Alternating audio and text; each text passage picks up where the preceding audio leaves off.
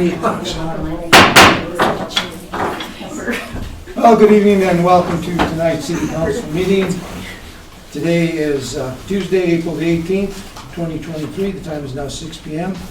The regular meeting of the City Council will now come to order in person as well as virtual through Zoom. Would you please rise for the Pledge of Allegiance? Would you please lead us in the Pledge of Allegiance, Sarah? I pledge allegiance to the flag of the United States of America and to the republic for which it stands, one nation, under God, indivisible, with liberty and justice for all.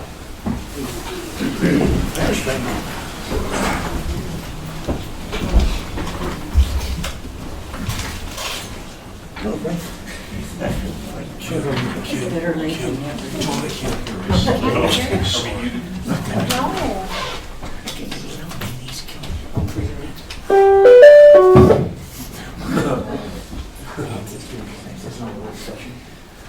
Recording in progress.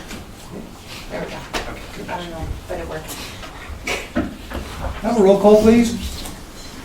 Devano. Here. Griego. Here. Ogletree. Here. Shu. Here. Thurman. Here. Williamson. Here. Rico. Here.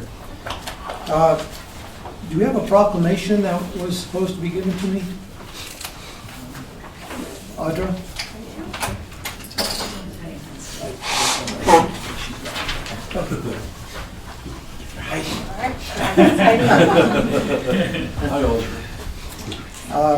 The Office of the Mayor Proclamation, Trinidad, Colorado, Arbor Day, April the 22nd, 2023. Whereas in 1872, J. Sterling Morton proposed to the Nebraska Board of Agriculture that a special day be set aside for the planting of trees. And whereas the holiday called Arbor Day was first observed with the planting of more than 1 million trees in Nebraska. And whereas Arbor Day is now observed throughout the nation and the world. And whereas trees can reduce the erosion of our precious topsoil by wind and water, lower our heating and cooling costs, moderate the temperature, clean the air, produce oxygen, and provide habitat for wildlife. And whereas trees are a renewable resource giving us paper, wood for our homes, fuel for our fires, and countless other wood products. And whereas trees in our city increase property values, enhance the economic vitality of business areas, beautify our community, and wherever they are planted are a source of joy and spiritual renewal.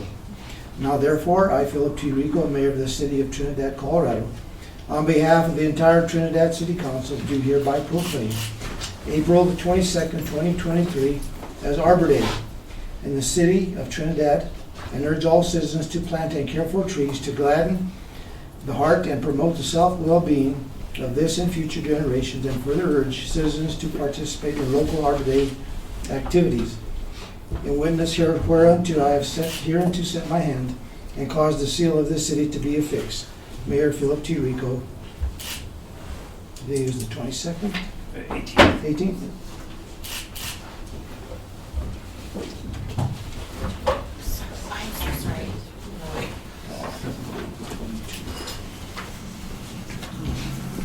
Mayor, I'll accept that from you. Okay. Do you want to say your tree board? Well, this is really it's a coincidence, but I attended my first tree board meeting last night. Very good. And in my report, I'll give you more information. Great. But we're getting a lot of trees. One thing 5 for sure. One thing I mentioned to Mr. Ritter is that maybe we should get a tree and have an official planting this year. I've never done one since I've been there, so I thought maybe we could find a tree. He's going to look into it. So I'll give you the dates during my report. good. The tree board hasn't had the avenues to tell what they're doing to report, but they're doing a great job. Okay, good. Item 2, approval of the agenda. Council have any changes that they would like to make? Hearing none, entertain a motion. So moved. Second? Second. Call vote, please. Devano. Yes. Griego. Yes. Ogletree. Yes. Shu. Yes. Thurman. Yes. Williamson. Yes. Rico. Yes. Item 3, policy item and staff reports. Item 3A, river trail access. Mr. Ruger, is that you that wants to Mr. report? Mayor, I believe we have someone here to present on that. Okay. Correct. Well, I think whoever was supposed to be here is not here, so apologies for that. Okay. Yeah, this was a request we received. Audra's not here, I'm not sure. If she knows. She's coming in the door. Yeah, let's ask Audra. Audra, do you know on the river trail access item who is here to present? That was supposed to be the attorney that Jared's been working with. Yeah. And that group. Yeah. They were scheduled. And they might be on the call. Let's see. If they can, I don't know if they can hear us. Donna can hear you now, so. Donna I can think- hear us now? Mhm, Okay. I think it's okay now. Okay. Is there anyone on the call who's here to talk about the river trail access item? Well, I guess Okay. not. Let's go ahead and move on. Apologies for that, Mayor. Do you have anything else to report, Mr. No, Ruger? not tonight, Mayor. Item 4, petitions or communications, oral or written. Do we have anyone signed up?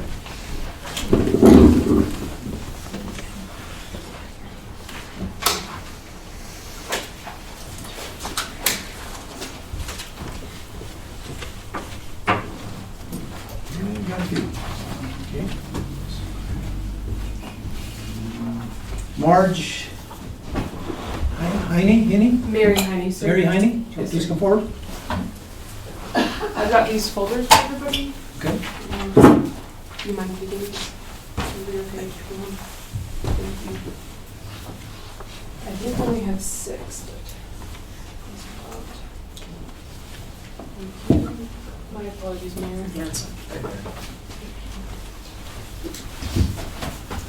Good evening, Mayor and City Council members. I just wanted to take some time to introduce myself. I just received a position as a Veterans Resource and Community Development Coordinator with Mount Carmel Veterans Service Center. I myself am a veteran. I've spent 5 years active duty as a military police officer and still serving in the Army Reserve as a human resource supervisor. I work closely with Ray Odom, the VSO. He and I are gonna always be together, always be in contact. And Mount Carmel has an amazing mission to not only service the veterans of this community, but the family members. The caregiver support system that they have is extremely essential, in my opinion, to the people of this community. And I am recently new to this community. I moved here and then I went to Kuwait last year. And now I'm back, and I'm definitely excited to serve this community for the veterans and the family members here, as well as the community itself. And does anybody have any questions for me? You want to ask me a question? I want to say thank you for your service. Yes, and thank you, for sir. your report. Thank you for your service. Thank you very much for the information. Okay. Real quick, I just wanted to let y'all know, I am part-time and my hours are Monday through Thursday, 08 to 1400, and Friday from 08 to 1300 at the Champions Building. So please come on by. We're Suite 205. And I'd love to speak with everybody. Okay. Thank you. Thank you so much. Could I have one of those for the record, please? Sure, you can have this one. Okay, I got one there. Oh, I got one. we'll pass that down Yeah, to absolutely, sure. Thank you. Mary Jo Baudina.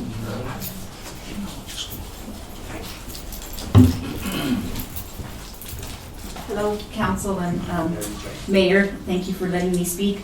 And this actually is just a question, and I don't even know if the council is really who I need to address it to. But I know that the sewer bill went up recently, and I just got my bill, I don't know, the beginning of the month, and it went up about 5 times. So not only, I don't know if that's a mistake that's happening, but I'm not really sure kind of what's going on or what's happening. And I didn't know how to pay it, basically. I didn't know, it went from $40 to $211 to be exact. So I just didn't know, and I apologize, I should have looked at the agenda. I didn't know if that's something on the agenda for tonight, so that's really a question for you guys is, how are we fixing, or how are you all fixing that, and what is the true, I read something that's 40% increase, so my question is, what is that increase? Is that the correct amount? And going forward, will that be fixed, and how much on this bill do I need to pay? Typically, we don't answer, but in this particular case, I will tonight. Simply, we do have a problem within the system, and they are working on correcting that. As a matter of fact, we are going to be introducing an emergency ordinance tonight to address the problem. So Awesome. thank you for coming forward. Okay, and so then will new bills be, Yes, so don't pay that bill. Okay. And we'll get with you on the correct amount. yeah, I We'll just- never yeah. say that again. Never say that. Yes, That's yes, what we'll people take that though, I It's will. not a new So- policy. Right, yeah, but no, thank you so much, I Yeah. appreciate the time that, yeah, thank you guys. Thank you, ma'am. Claudia Henning from the Trinidad Chamber. Good evening, everybody. I have a handout here for all of you.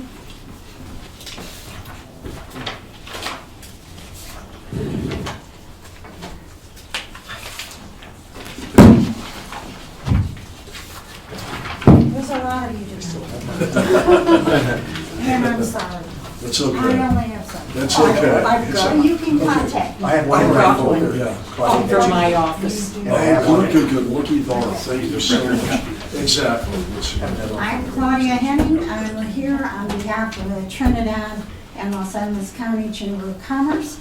And I just wanted to let the council know that we are going to do Santa Fe Trail Days. It's going to be June 6th, June 9th and 10th. Don't be there on the 6th. It will be on Friday and Saturday, located in downtown Trinidad. And we're very excited about this. It could not come together without a lot of help, the city being one, but we are collaborating with the Kiwanis.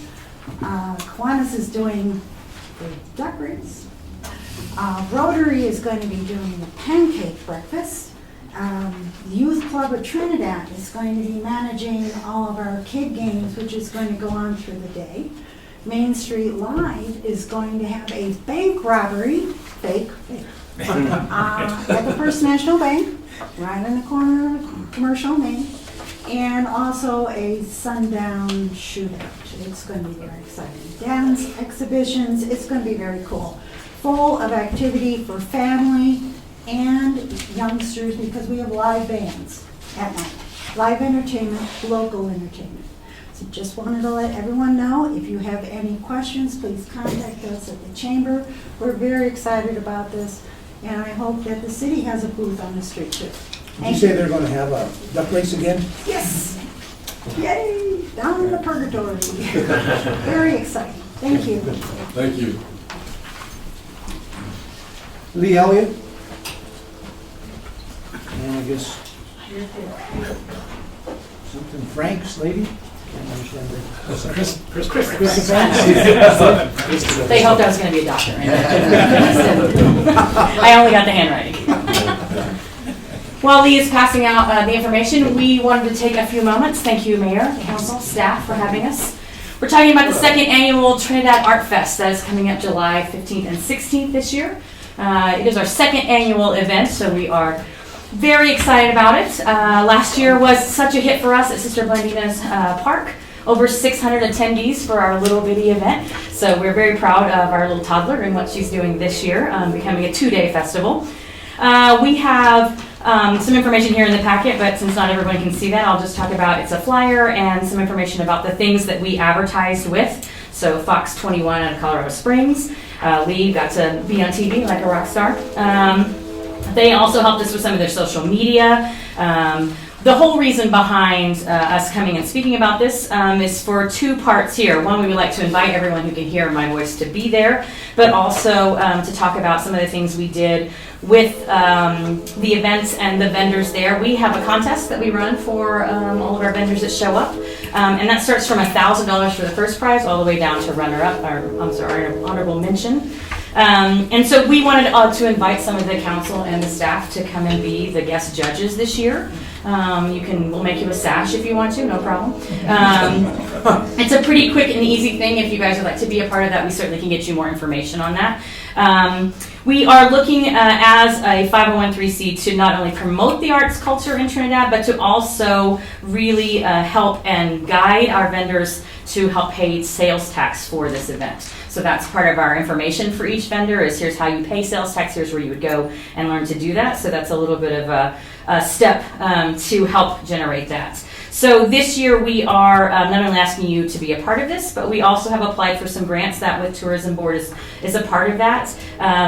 We have a few other revenues coming in this year with some sponsorship, so we're working with local businesses as well to be a part of it. We have food trucks. I'm trying to think of the other important things. You can read the fine details. But we, again, is asking you to be part of our judging team. And then, of course, we'll have some updates on Tourism Board for, again, some monies to help us promote on Fox 21 and do that avenue again. Am I missing anything? I get really excited, talk too fast. But basically, we just want to kind of start putting it out into the universe that this is what we're doing it again now for a 2-day festival and to invite you all to be a part of that. Do you have questions for us on this event? Well, No? we'll just send us a notice and see who wants to participate. Perfect. I appreciate your time today. Thank you very much. Okay, thank you. Thank you. Thanks, guys. Carlos Lopez? Hello, everyone. Can I hand one to the staff? I have some pamphlets. Thank you. We are going to be, I was hoping I could get the screens up. I have a little video to show you. It's about 1.5 minutes for the film screening that we're bringing to Trinidad. It's the International Fly Fishing Film Festival, or IF4. It's going to be June 3rd at Main Street Live. The proceeds are going to go to the local Trout Unlimited chapter, Purgatory River Anglers. Is this you, Carl? No. No. So is it possible to get these monitors up? So, because I have Donna ready to play the little trailer clip. It's about 1 minute. Donna can play it on the Mondo pad. Just that one so I can show to everyone in the audience? Unfortunately, they're not all connected. Dang. Well, there is a website on there, but Yeah. I'm going to show you the video here real quick. So more people can see it. There's no sound on it, Donna.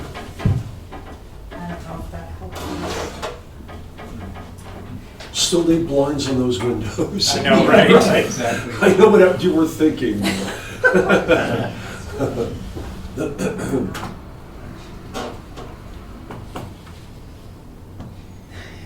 Donuts.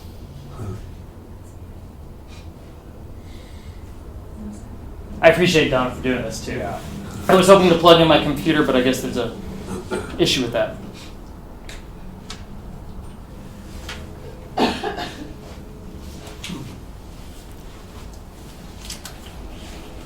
Carlos, I haven't found why there's no sound. I have no idea. Okay. Well, if you want to just go ahead and play it, and It's not giving me a choice. That's okay. If you just would be so kind as to play it, and I'll tell people, think of like Indiana Jones, dun, dun, dun, dun, dun, dun, dun, something like that. There it is. There it is. Oh, on 42nd there. Dun, dun, dun, dun, dun, dun. Well, anyway, this is a fly fishing film festival that's all over North America. Canada, Alaska, the continental U.S., Iceland, and it's presented in conjunction with Orvis, which we are an authorized Orvis dealership here in Trinidad Fishers Peak Outfitters, and it's just going to bring another application of outdoor activity here to Trinidad. Along with this film, we will also be having clinics. So we'll have a fly tying clinic, we'll have a fly casting clinic, and components of tackle, because most people are probably used to just basic spin casting with Zebcos or Shimano's or other types of normal tackle that you would pick up at any Walmart or Big R store. So we're trying to promote just fishing here because we've been having really good luck with things here in our area, and it's going to help promote so many different applications of another activity here in Trinidad, bringing people here for economic growth. So I just wanted to inform you all about this. It's going to be June 3rd at Main Street Live. The ticket sales are $20 per unit. you can either go to the website there, flyfishingfilmfestival.com, I believe is what it is. Sorry, I gave up my last Fly Film Fest. flyfilmfest.com, or there's even a Facebook page where you can get online there too, and it has a location directly for Trinidad. You can find other locations throughout North America as well, which is really neat, but now we have a pin dropped right here on Trinidad to showcase this film. So it's just going to be another added feature for here in Trinidad. I have been working in conjunction with the Purgatory River Anglers on this. We too have submitted an application for funding to put out the word to Colorado Springs, and hopefully if we get some more funding, we can do it on New Mexico airwaves as well to just bring people here. We have a lot of anglers in the Cimarron area or Taos that would probably love to come here versus going to, say, Albuquerque. The next closest unit that's having it here in Colorado, I believe, is in Buena Vista. So that's still 3 hours plus away from here. So it's going to be a nice event down here. We hope you can all attend. And yeah, it's going to be fun. So it's a very family-friendly event. Come teach your kids how to fly fish. Thank you so much. Thank you. Appreciate it.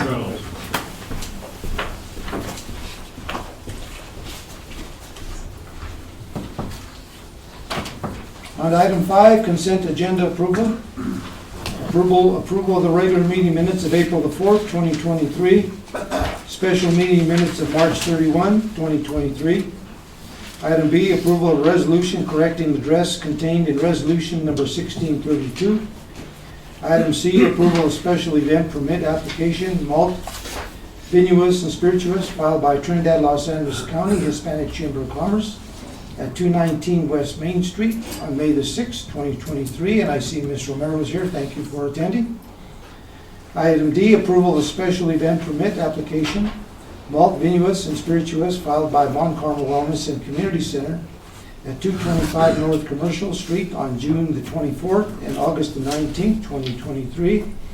And I see Ms. Perry is here, and I think, anybody else with you? Just you? Okay. Thank you for attending. Item E, approval of special event permit application, malt, vinous and spirituous, filed by Corazonda Trinidad Creative District at 210 West Main Street on May the 5th, 2023. Ms. Ferrandali, I think you're here as well. Thank you for attending. Item F, new hotel and restaurant liquor license filed by Galardi's by M Square Cafe LLC, doing business as Galardi's, 489 at 201 Americana Road, set for public hearing at 6 p.m. on June the 6th, 2023, and the city limits as the tentative neighborhood boundary. Do we have someone here from Ms. Flatt? Yes. Okay, thank you for attending. Item G, appointment of Frank Hsu to the APARPA board to fill the unexpired seat of Aaron Williamson. Item H, approval of the bills for $1,226,372.94. Item I, approval of payroll April the 15th, 2023 through April the 28th, 2023 in the amount of $434,372.94. Entertain a motion? So moved. Second? Second. Call a vote, please. DeBono? Yes. Griego? Yes, Oh. except for I have to recuse myself because I was not present for the special meeting of March 31st. Okay. Ogletree? Yes. Shu? Yes. Thurman? Yes. Williamson? Yes. Rico? Yes. Item 6, public hearings. Item 6A, public hearing for consideration of an ordinance repealing and replacing Chapter 7, Article 7, lodging tax of the Trinidad Municipal Code. Hearing is now open. Mr. Rubin? Mr. Mayor, thank you. And we have one proposed amendment we would like the council to consider, and that would be under section 7-462, where we're allocating 30% for maintenance, improvement, and development of recreation facilities and programs. We're suggesting changing the word recreation to quality of life facilities and programs, just to make that a little bit more flexible. So that's really the presentation tonight. I'm certainly here to answer any questions. I believe we have at least one person who wants to speak on the item tonight, and we can certainly go from there. But that's the presentation, and we're here to answer any questions you all have. Okay. Well, let's, who is here to speak on that item? Chris?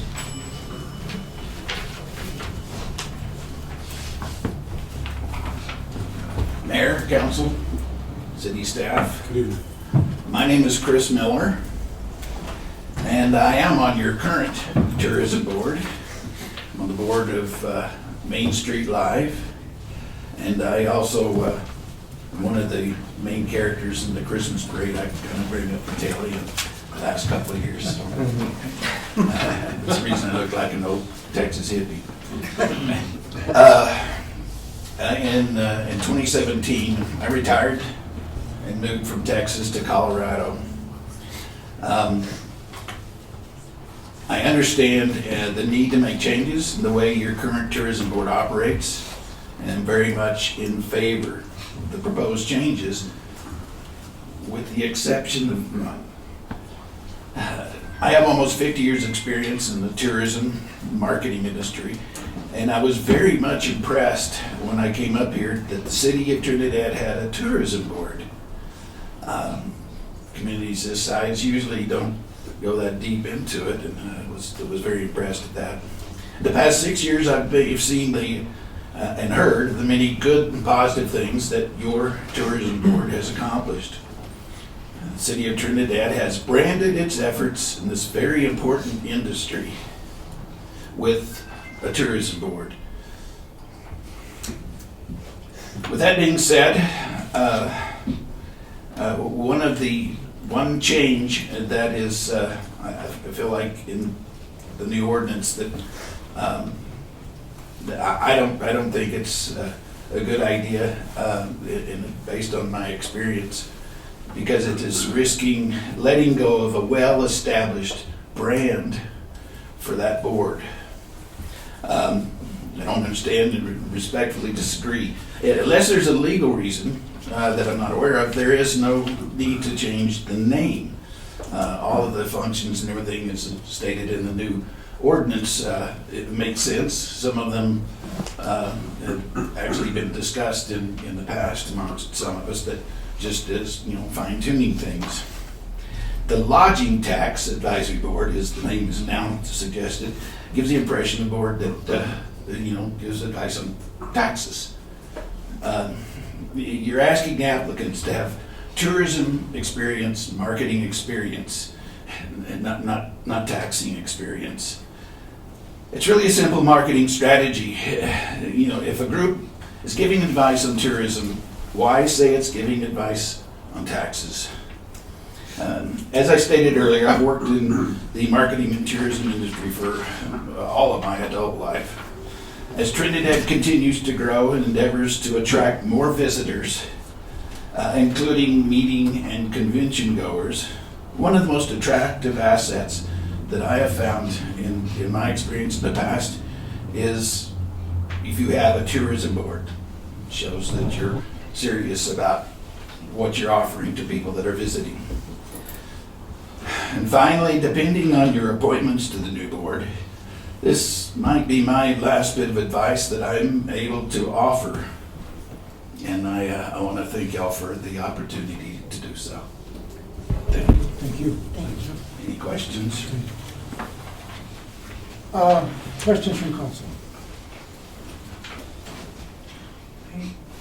You've brought up a good point.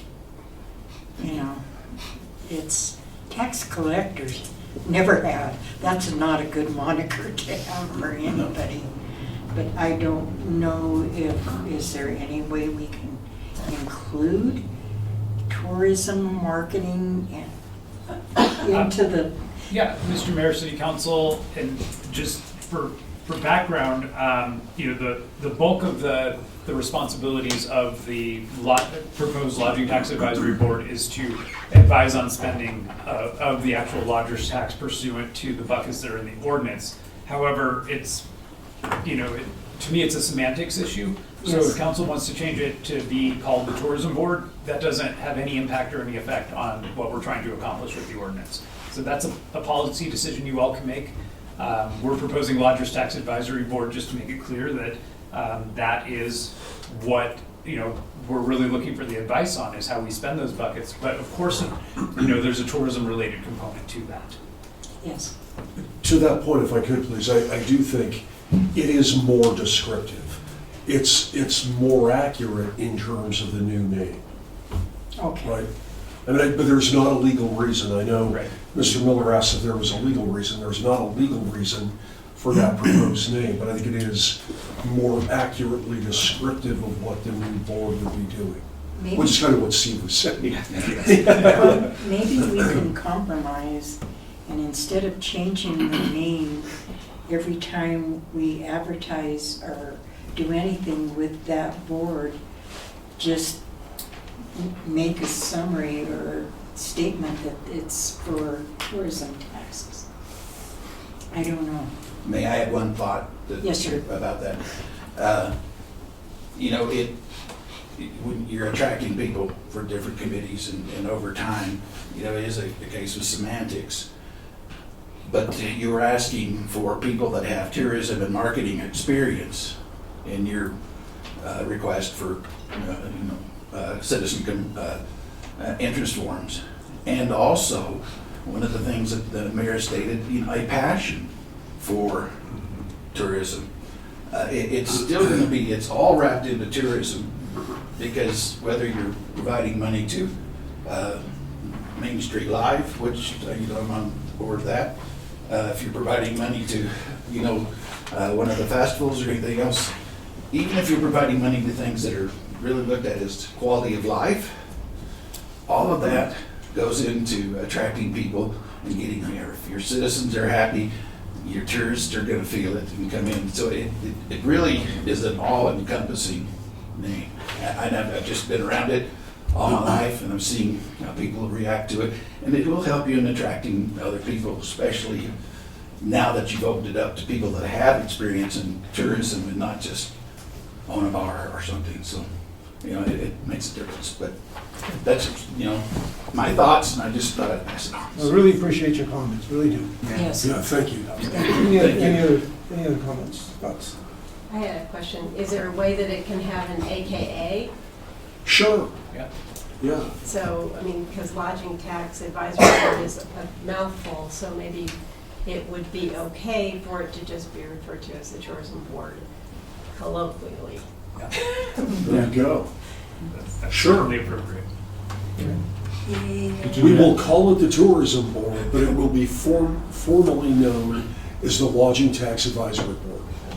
No one call it that, though. It's not very exciting to have that name, but that's, yeah. I believe I understand what you're saying.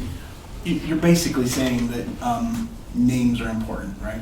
Yeah. So I want to be very clear and yet try and be concise with this, which sometimes I have trouble doing.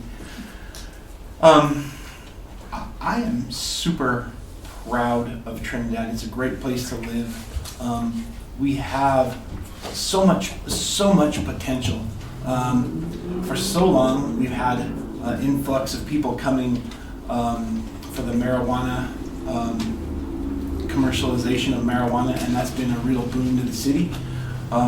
We need to transition, I believe, to an economy that's going to hopefully thrive because of tourism. But on the flip side of that coin, we're not ready at this point. Yet I think we need to make a lot of changes, and we're having those discussions in order to embrace a tourism-based economy. You need something for people to come here and sustainably do, for 2, 3, 4 days a week at a time, and hopefully for multiple generations of that family, i.e. you come with the grandparents, their kids, and their kids' kids. Hopefully, that would be great. And here's the point of all of this. They're staying in hotels, they're paying a lodging tax, and hopefully that lodging tax is going to be reinvested in Trinidad in a way that follows our upcoming strategic plan and bolsters our tourism-based economy going forward. That being said, I do think it's important that you call things, and that will in effect create a focus of that board. If there's a way to memorialize that, I guess I'm asking this question generally. While the board is there to advise on the expenditure of lodging tax, it is for the purpose of furthering tourism. So while it's semantics, it's important because it's going to steer the overarching premise and purpose of that board. That's what I would argue. Neiman, do you have any? No, I was going to ask, do you have a suggestion on the name you would like to? Just the Trinidad Tourism Advisory Board. I mean, where our functions and all of it will be the same. If I'm on the board, it will be the board same. You know, the same tasks and stuff by the new ordinance and everything. It says it like that. You know what it is. I was comparing it to somebody earlier. You know, everybody asked for a Kleenex. Well, a Kleenex was a brand of facial tissue, Band-Aid, but they're all called it because it was branded. And you know, I know from talking to other people out of state, upstate, people that have been on the board and off, that a lot of Colorado is impressed with Trinidad and how we are growing. And I think we're closer to we have something to sell now, but having an even greater sale. You're talking about 4 or 5 days, that's a destination. And Dallas just barely does that. Amarillo is a 1 or 2 nighter. Denver probably would be a destination. I mean, we need to aim high and sorry to speak over you, but you know, we want to be working towards that. And I guess that's a huge leap. Yeah, working together, we can get a lot closer. But I really appreciate what you're saying. Absolutely. Well, and that's why they're having a passion for tourism. You know, if you can find the people there, I do. I think it's obvious. Even as I got old and retired, I picked Trinidad for, you know, a big reason because it's it's a great little town. When I was 10 years old, we would drive through here going up to Fort Carson's sister and brother-in-law. My mom would always say, "That's a cute place, Cecil. We need to stop there." Cecil was my dad. He said, "Oh, on their way back." Go ahead, son. On their way back, we'll stop. There was always night, so. And so that's what I've always said to the board, just need to get people to stop. You know. So if I could, and I want to just try to, and thank you, Mr. Miller. Can he be seated now, please? Yes. So, okay, good. Thank you, sir. So I would like to say, you know, the tourism board it was constituted, and what it did is it was advertising and marketing for tourism, or the lodging tax. And now what the board would be doing is it would be the Lodging Tax Advisory Board, because that's what it's doing. And there may be significance in a name, but I just don't know that we're really going to lose tourists lose people. We might just be kind of losing sight of the ultimate goal here in terms of the name. I would hope that a tourist wouldn't say, "I'm not going to go there," because I look at their scheme, I don't see a tourism board, right? And the lodging tax, it just is a under legal advice, though, Les? No, it's not legal advice. I'm trying to help the conversation. You can name it whatever, obviously, but I'm just saying. I want to clear the point, though. It should be invisible to tourists. The point is it is the mission of the board to further tourism. So by naming it such,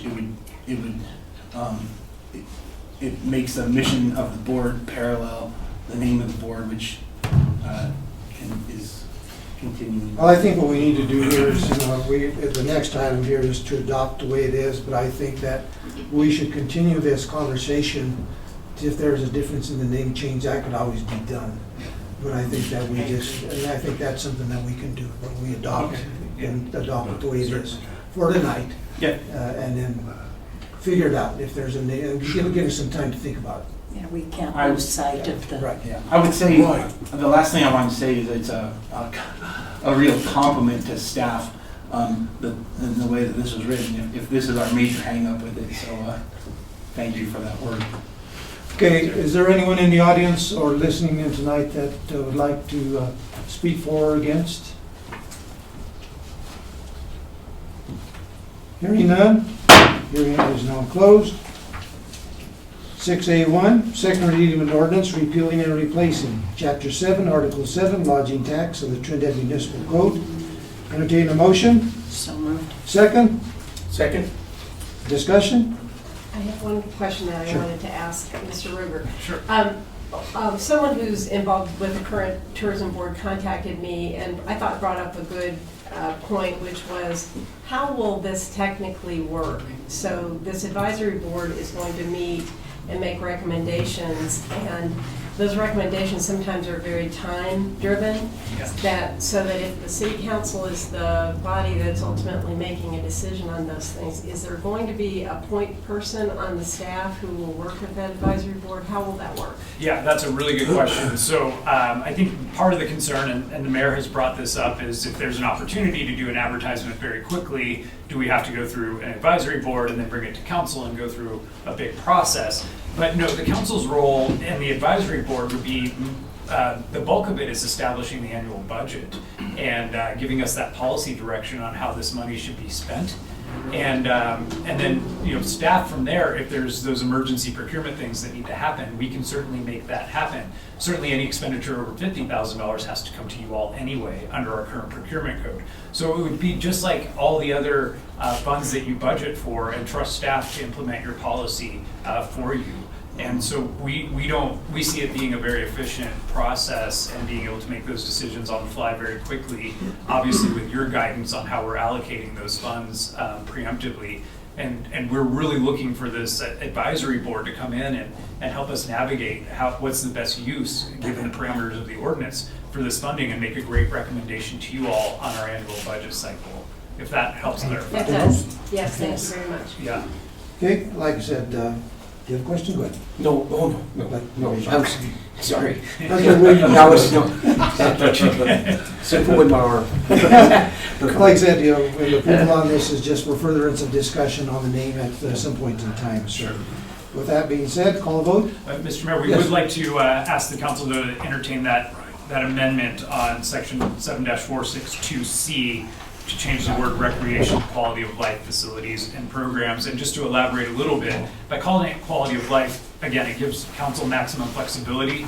So if there was something at the library, something art related, that type of thing, it really encaptures, I think, what we're trying to accomplish and gives us a little bit more room than what would be confined by the ordinance. So we would request that amendment if the council is open to that. Okay, whoever made the motion, want to change your motion on that to? I made the motion. I amend my original motion to include the change recommended by staff to instead development of recreation, to amend it to read development of quality of life facilities and programs. Okay, we'll need a motion for the amendment. That's the motion? Yes. Second? Second? Call a vote on that, please. DeBono? Yes. Griego? Yes. Ogletree? Yes. Shu? Yes. Thurman? Yes. Williamson? Yes. Rico? Yes. Actually, we have a first and a second on the original motion with the changes to the amendment. We have a first and second. Any discussion on that? Call a vote, please. DeBono? Yes. Griego? Yes. Ogletree? Yes. Shu? Yes. Thurman? Yes. Williamson? Yes. Rico? Yes. Item 7, unfinished business, we have none. Item 8, miscellaneous business. Item 8A, consideration of an appointment of Chris Gerhardt to the Library Advisory Board. Is it Mr. or Miss? Gerhardt, Mr. Mr. Gerhardt, can you come forward, please? Good evening. Tell us a Mayor, little bit about Council. why you're interested in. I believe I could just, with my time that I have now, I could bring a younger mindset to help them with their problems that they have in today's world. Now, as far as what that could be at any given time, I'm not quite positive to what that is, but I believe I could just bring a positive attribute to it. Okay. Entertain a motion, please. So moved. Second. Second? Any discussion or questions for Mr. Gerhardt? Any? Thank you for applying and. Yes, very much. Thank you. Very much so. Appreciate it. Thank you. Call the vote, please. DeBono? Yes. Griego? Yes. Ogletree? Yes. Shu? Yes. Thurman? Yes. Williamson? Yes. Rico? Yes. Item 8B, consideration of the quote for repairs to the HVAC system at the Carnegie Public Library. the amount of $58,630.64. Entertain a motion. So moved. Second, Second. discussion, Ms. Garrett, or who has the information on that? Jessica's going to look at it.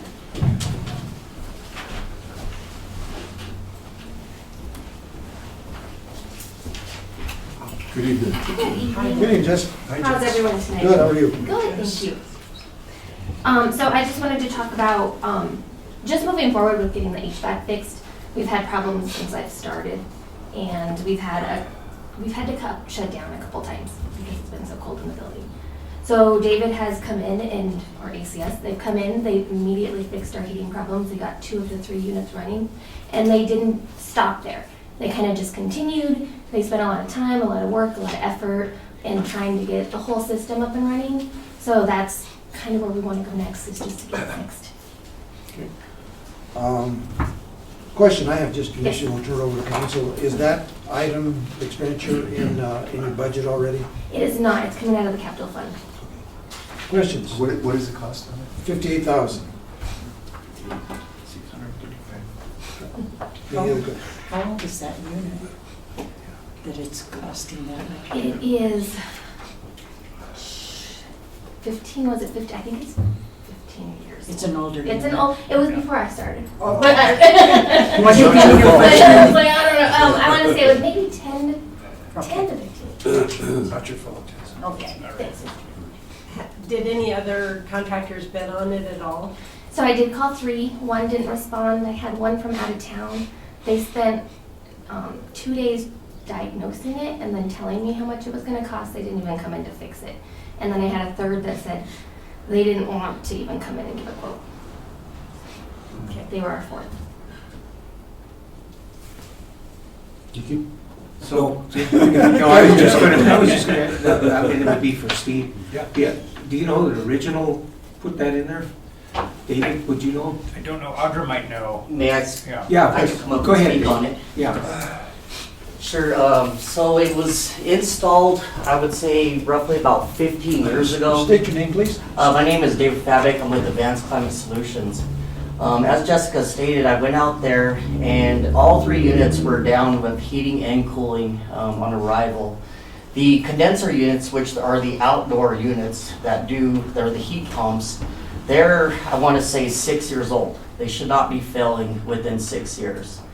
They've been replaced numerous times because of the initial install was installed improperly. When we called up the factory from Unico, which is what is in the system or in the library right now, the tonnage, the amount of air ducts that's throughout the whole library doesn't equal to the tonnage that's outside on the condenser.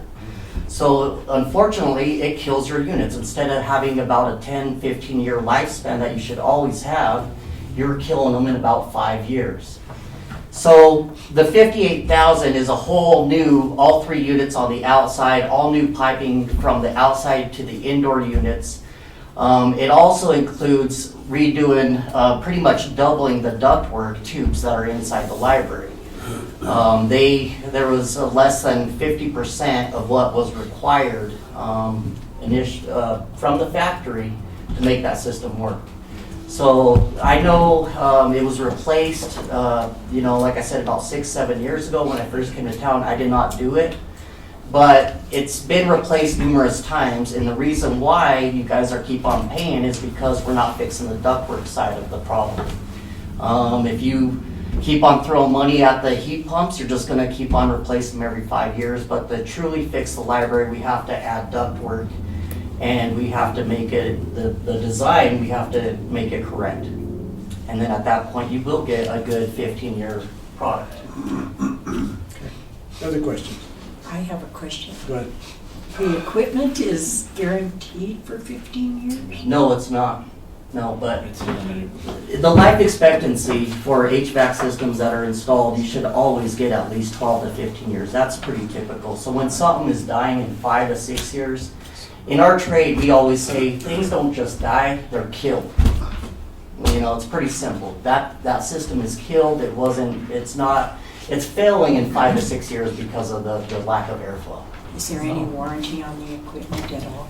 So it'll be the manufacturer's warranty. Yeah. You know, so, what are the condensers? 10 years. 10 year on the Okay. condensers. So. Any other questions Other on that? questions? I wanted to, well, first off, I'll say this. I know I've had firsthand experience with the problems going over there. We've talked about that library board meeting before. So it's definitely a problem that needs addressed. But I did want to clarify, you did reach out to multiple vendors, but this is the only response to This date. is the only one that responded and fixed it. All right. Yes. So we have no other bids. Not when I called for the immediate work. And Mr. Ruger, is what we're viewing, is that the full bid proposal? Yes. It's the one sheet? Yeah.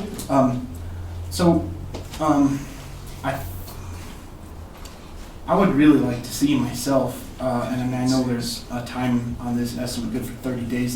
That's understandable in this day and age with market conditions changing so quickly.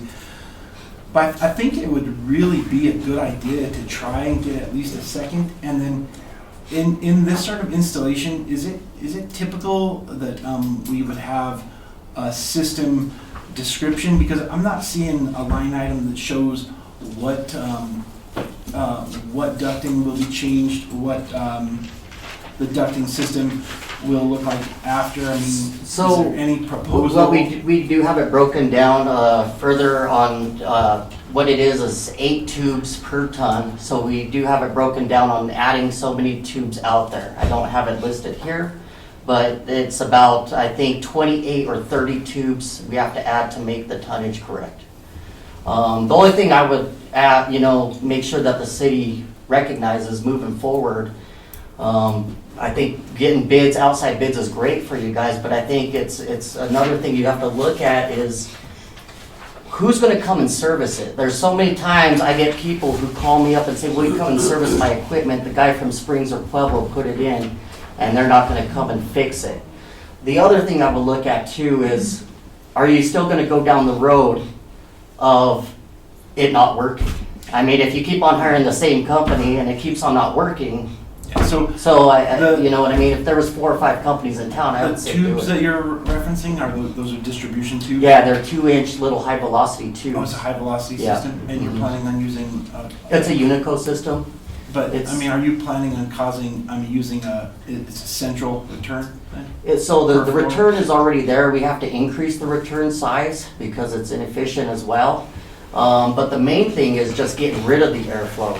We don't have enough supplies, so it's choking it up and killing it. I guess, where are you reading that from, the tubes?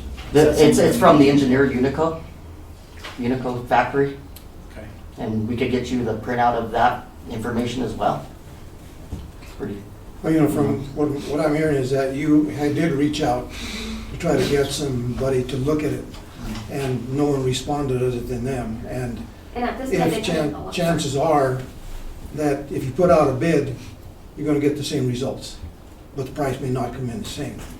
And they're gonna bid anyhow, and you see the way. So whether or not they'll hold that bid, we don't know. So that's the question at this point. So, if I may, Mayor, I think it'd be important that this proposal has for lack of a better term, some sort of guarantee that the system, as built, will maintain the temperature in a habitable range when it's Absolutely. complete. When I put systems in, they work. Will you give us a labor warranty on this for a year or two? Absolutely. Okay. Yeah. I think that should be included. No, the biggest thing we're up against now is the weather. I mean, it's warming up, and equipment is right now 2 weeks out, so to me, time is of the essence. I know the library is gonna be, instead of freezing, like when I first got the initial call and they were having to shut down, it's gonna be the other opposite end of the spectrum. It's gonna be 90 degrees in there soon. So I feel like, time is of the essence. Any other questions? Go ahead. One question. When you make the repairs to the library, Is that included in this, or was it No, separate? that was a separate ticket. It was all the electrical heaters failed out there, Okay. and I had to do the rewiring and get the electric heaters up and going. Okay. Once I went through all the heating units and the heat was going, everything seems to be maintaining at that point, so. Yeah, it's been great. Okay. So. Any other questions? Call the vote, please. DeBono, Yes. Griego, Yes. Ogletree. Yes. Shu, Yes. Thurman, Yes. Williamson, Yes. Rico. Yes, and Mr. Ruger, make sure that Yeah. 1 year, at least that 1 year, whatever warranty that they give us as far as labor goes, is included with the package, please. Okay? Item C, consideration of a quote for replacement of insulation at Noah's Ark, the amount of $57,617.70. Entertain a motion. So moved. Second, Second. discussion. Ms. Garrett, what do you You got? have me. So very similar to the last item, Mayor, and members of council. As indicated on the council report, we initially had from Noah's Ark, someone reporting that there was a smell in the building.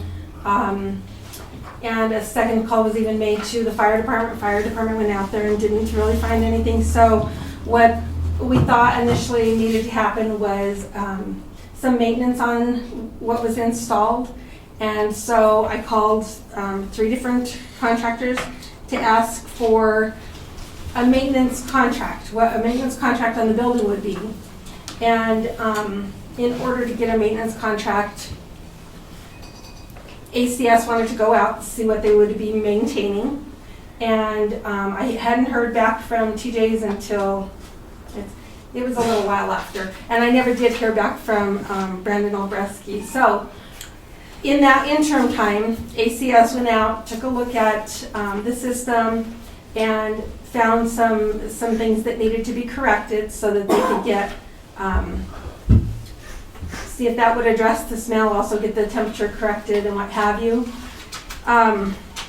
As part of what they have found that needs to be corrected, it includes the insulation. The insulation sustained some damage from hail last year, and obviously is not effective when it's damaged.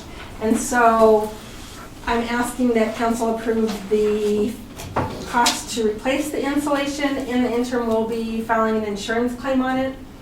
Kind of another instance, it's similar to what happened with the library. You know, once you find out what the issues are, you have to address them. And with a facility that's housing animals and employees, time is always of the essence.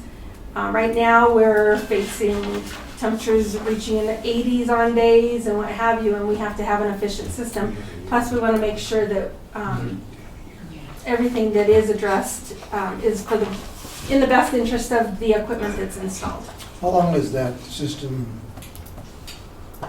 when was it installed?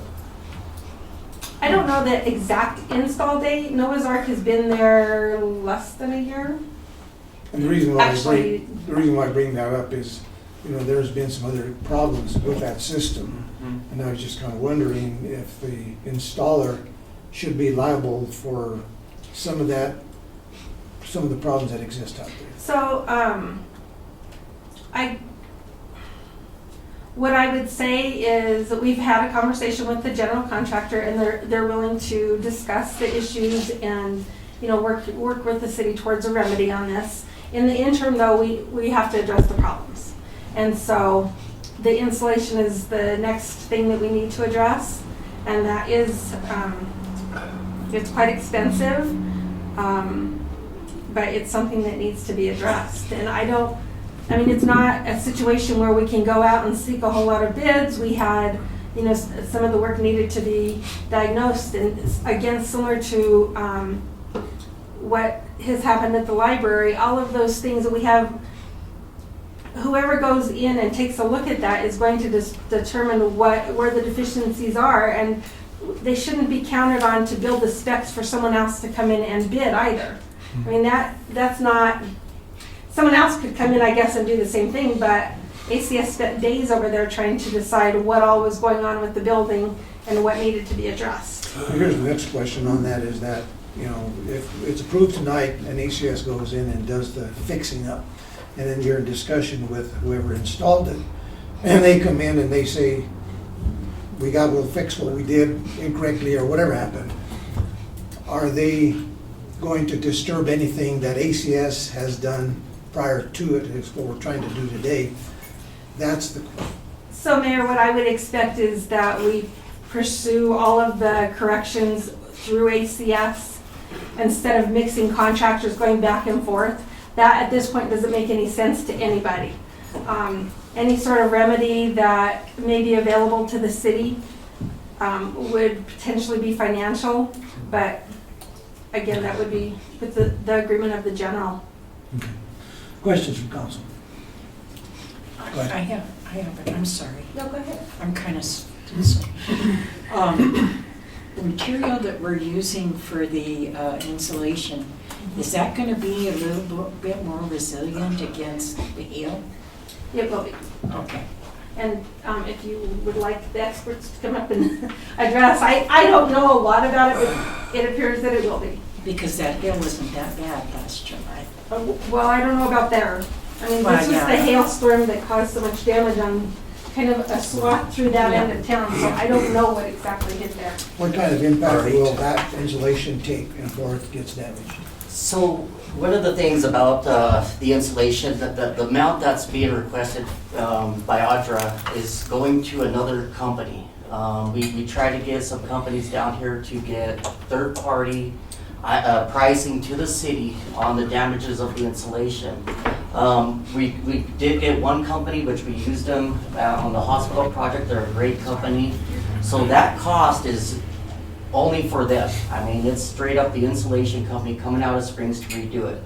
As far as the insulation, it is going to be over, I can't see how many times better, but it's no comparison. So it's going to have an R8 value, wrap or otherwise, around the ductwork, and it's going to have an aluminum jacket of a .024 thickness that's going to encase everything, which will make it weatherproof. Almost bulletproof. I mean, you're not going to have... It's going to last for years. Yeah.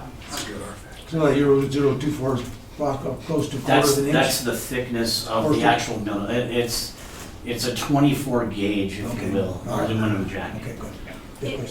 When the mayor and I went out and toured the facility, I remember being struck by the fact that all of that stuff is outside.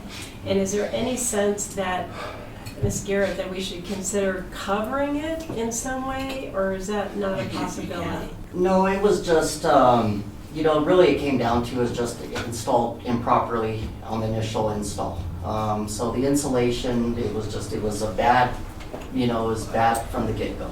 It wouldn't last more than a couple years even without that.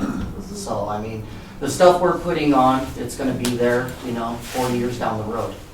Okay. It's I not gonna... I recall that originally, I think it was intended to be on the roof, and the roof couldn't hold the load, so we put it behind the building, and I'm just wondering if there's anything that, any benefit that we would get from covering it. You're okay just having it out on the elements. Okay. Other questions? I feel like we've taken a couple of losses on air conditioner and refrigeration. Will you be the guys handling both situations, Yes, sir. the library and the...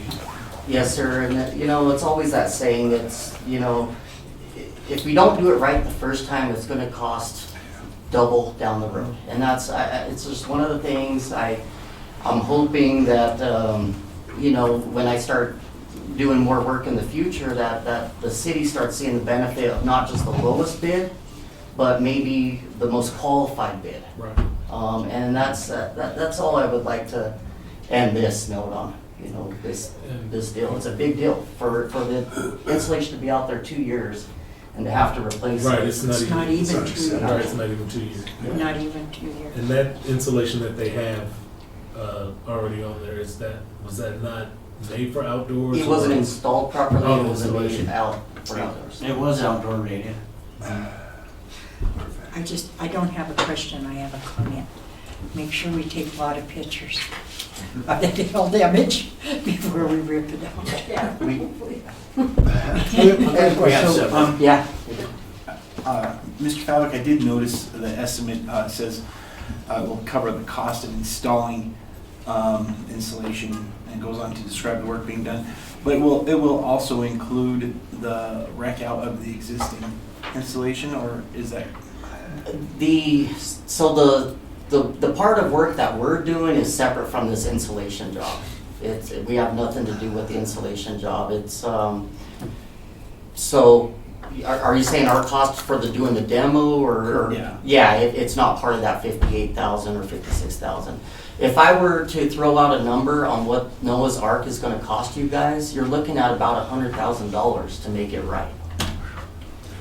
So, I mean, I'm just saying, you have multiple pieces of equipment missing on the job site when I showed up. no, I get that, but in order to do the work that you're going to do, do you have to uninstall anything prior? Or?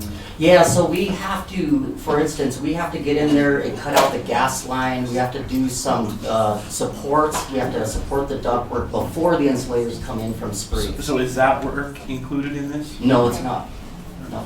So that price, again, is only the insulation from the insulators out of Spree. That's my point and concern, though. There's a lot of hidden expense here that we haven't discussed. And before we approve this, we need to know that. We need to know what the insulation cost is going to be. So the insulation cost is that Yeah. our, the ductwork repairs that Lot is doing and our sheet metal crew's doing, I think came out to 22 and some change is our bid on that. Mr. River, you understand what I'm saying, right? Yeah, I think the question is, when they go replace out the installation, is that all inclusive of tearing out the old and putting in the new? We tore out the old because they had to see it. So it's So already we had to clear it out. Yeah. So their cost there is mainly, I don't know how many days they said, but they were gonna do hotels, I think a week at least. I miss that then. That work is complete. Yes, sir. Okay. Yeah. That's included in this, and I think there's gonna be additional asks as we, work through other issues not related to this. This is what Sorry I'm for saying. the. No, thank you for the question. I'm glad we got that clarified. What other asks might come forward besides what's on this initial bid? What other things that additional cost may we be looking at? Right now, I know our ductwork repairs, to do the ductwork, it's 23 grand, and we're firm on our costs. We don't really change costs, we don't do change orders. The only thing that's gonna fluctuate is the repairs that I'm doing right now of like the missing economizers, the missing parts that I've gone through and put on so far. So when the first day I went out there was, for instance, like number one, RT was missing the economizer to bring in the outside air. That part alone is over $3,000. So I right away, at the end of that day, on the 7th, I called up Audra and I said, you need to come out here because I need to show you this stuff and show you how bad it is and show you, this isn't a cheap fix. We got major concerns over here. And when I opened up the units and I showed her the stuff unwired and I showed her economizer controllers burnt up on brand new units. Okay, here's what I would like to see, an itemized list of what are we getting for this $57,600? Yeah, so we'll get that from I think we actually turned over the. I think it's in there. It's the, Mayor, for that, you're basically getting the insulation and they will install it, the insulation. Okay. Yeah. So the alternative would have been that we hired a separate contractor to come in and what have you. Essentially, we're asking them to act as a general on this for that oversight of the install now.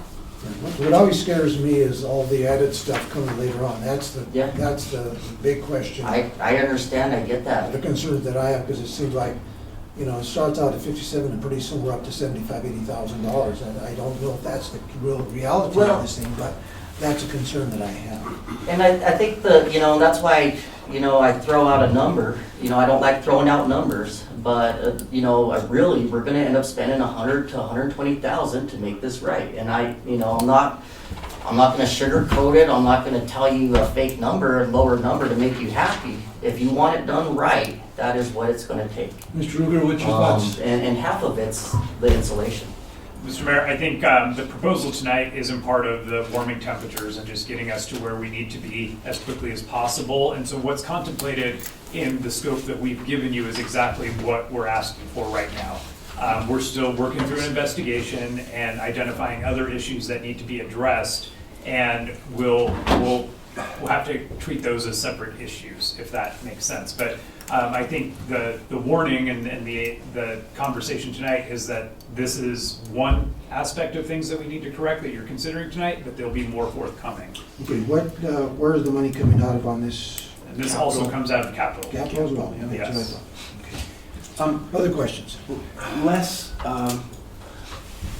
and Steve, we are still pursuing, I would just want to make this, sure this is clear, we're still pursuing the people that originally did the work for corrective actions on that, right?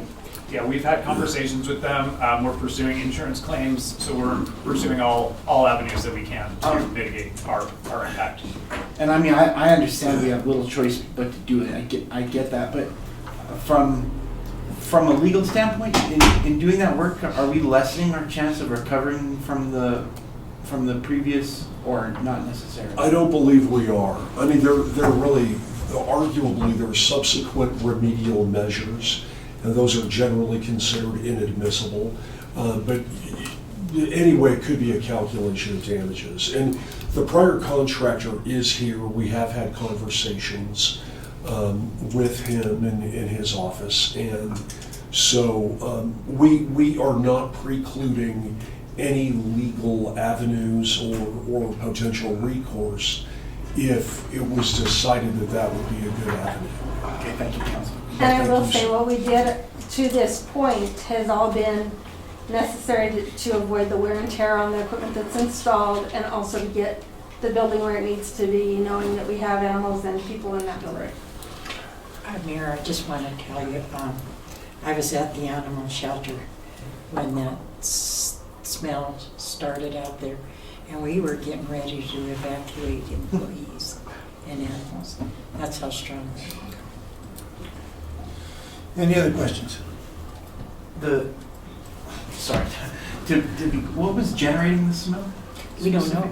And It smelled electrical, is all. I'm not a professional. So. Okay. The board got called because they thought it was an emergency situation. Okay. We called It the was fire. electrical in nature, though. This It smelled like it. I don't know, expert. Could you also provide whoever's going to do the installation, or the insulation, I think that they should be able to provide some kind of a labor warranty for Absolutely. installation as well. So Mr. Rubin, if you would also make sure that's part of the package. Certainly. Any other questions? No. Call the vote, please. DeBono? Yes. Griego? Yes. Ogletree? Yes. Shu? Yes. Thurman? Yes. Williamson? Yes. Rico? Yes. Item 8D, consideration of first amended Dr. Water Master Meter Contract. Entertain the motion. So moved. Second, Second. discussion. Mr. Vihil, what do you have? I see Mr. Doctor is here as well. He's here in case we have Mr. Doctor, why don't questions. you come forward as well in case we have questions for you? Well, Mayor, Council, we have for consideration and approval to amend the Doctor Master Meter Contract. The Doctor Water Association contract currently has a 3-inch water tap which serves 2 3/4-inch residential, 2 3/4-inch water tap from the sawmill. One for the home, the 3-inch goes to the existing water dispensing station, and one to the sawmill. The request is to transfer the water tap from the sawmill to a grow generation industrial building which is located next to the water dispensing station.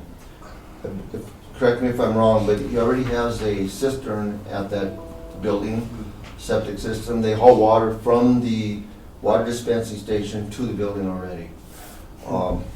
They have plans, I think you currently have it listed for sale, the Dr. Sawmill. So they wish to get it off of the association, that way they could sell it and it'd be separate on its own. Just simply transfer the tap from the sawmill to the existing grow building. And of course, the next item up is they're asking for a different. If this is passed, then they want to request tap from the city's pipeline, and tap on the city's pipeline, it'll have an independent tap off the association. That way, when they make the sale of the sawmill, it'll have its own water tap to create its own account to the city. So Doctor, do you have anything that you'd like to add to that? You're doing a good job. That always helps. So, Go ahead, questions? okay, do you have questions? So essentially, the water usage will remain the same, Pretty much. pretty much. Yeah, it's not gonna change. Because they're not using a whole lot of the sawmill, and they're not really gonna use a whole lot more than what they already are. Actually, they're already using pulling water from the dispenser Right, to and that, just- and, So that, okay, it's just different delivery. correct. Okay. Other questions? Is what you're referring to as the sawmill, is that where the recycling facility used to be? Yes, ma'am. That's the same thing. That land we have put up for sale. And it'd be better if it had its own separate tap rather than be on the association, which is the line we put in back in the 70s. And it would be separate from that so that it could, we wouldn't have to service that tap if we could get another tap. Understand. Okay. Any other questions? Sorry for the ignorance on this. Is there historical precedence for just the transferring of a water meter like? No, in our water ordinance, we do allow a water tap transfer. In order to do a water tap transfer, the deed has to be in the same names in order to transfer one tap from one property to another. Okay. We can't transfer from the sawmill over to a piece of property I own. He has to own both pieces of property. That would work. Yeah. And then when he transfers it from the sawmill over to the grow, they'll disconnect it from the service off of the association. And then that's where they're requesting a new tap on. We have a city pipeline that runs through that, they'll connect to it. And then the customer pays for the required work. Yeah, okay. I have no Yeah, further that, questions. you know, that question that you had came up a couple of years ago, but it was a transfer from A to B, not A to A, B to B, but, yeah. Correct. At least go from A to A, not A to B. Okay. Correct. If there are no further questions, call a vote, please. DeBono? Yes. Griego? Yes. Ogletree? Yes. Shu? Yes. Thurman? Yes. Williamson? Yes. Rico? Yes. Thank you. Item 8E, extraterritorial water tap request filed by Dr. Lumber Sawmill at 201 West Indiana Avenue, which is the 3/4 water tap that we just discussed. Entertain a motion. So moved. Second? Second. Discussion. Thank you I for think coming. we've already had that discussion, right? Anything else you want to add to it? So now that it will no longer own a tap, we're requesting a new tap on the city's pipeline. They'll have its own separate account from the water association. Any questions on this one? No. Call the vote, please. DeBono? Yes. Griego? Yes. Ogletree? Yes. Shu? Yes. Thurman? Yes. Williamson? Yes. Rico? Yes. Thank you. Thank you. Appreciate it, folks. May I make a quick observation? if I Sure. may? I wanted to mention, and I think it's you may sit down, Mr. Docker. I just want to make a general statement. I think this shows that our policy, it really does look out for the taxpayer. And I know we've had some painful changes lately, but what this has done is the water usage, as mentioned, is going to remain basically the same.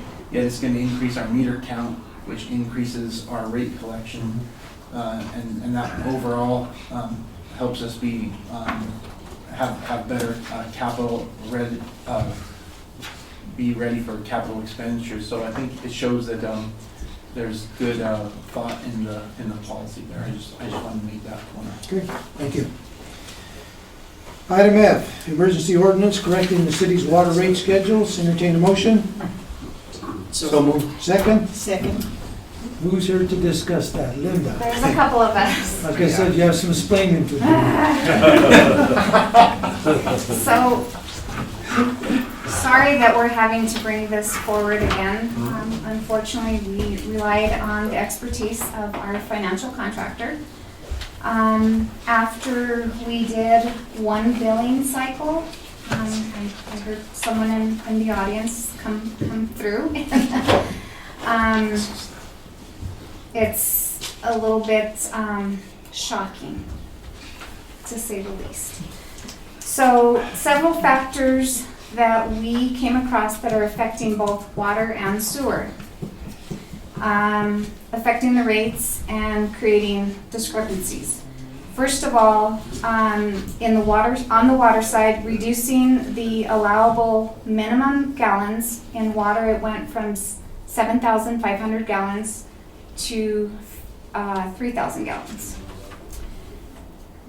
In turn, we increased the minimum base charge in water, that increased by 50%.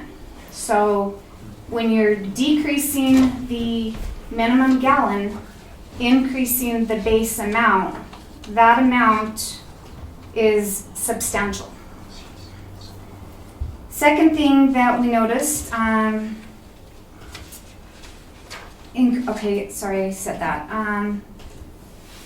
the sewer side, we had a winter average consumption, which went from November to December.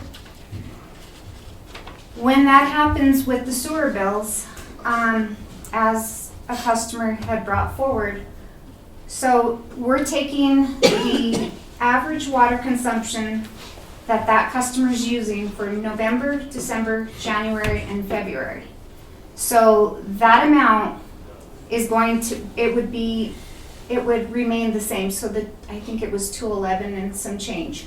So that customer, based on that consumption, the 85% winter average consumption, she'd be billed $211 every month from here on out until it's reviewed again next year. So needless to say, that is not what we want to do.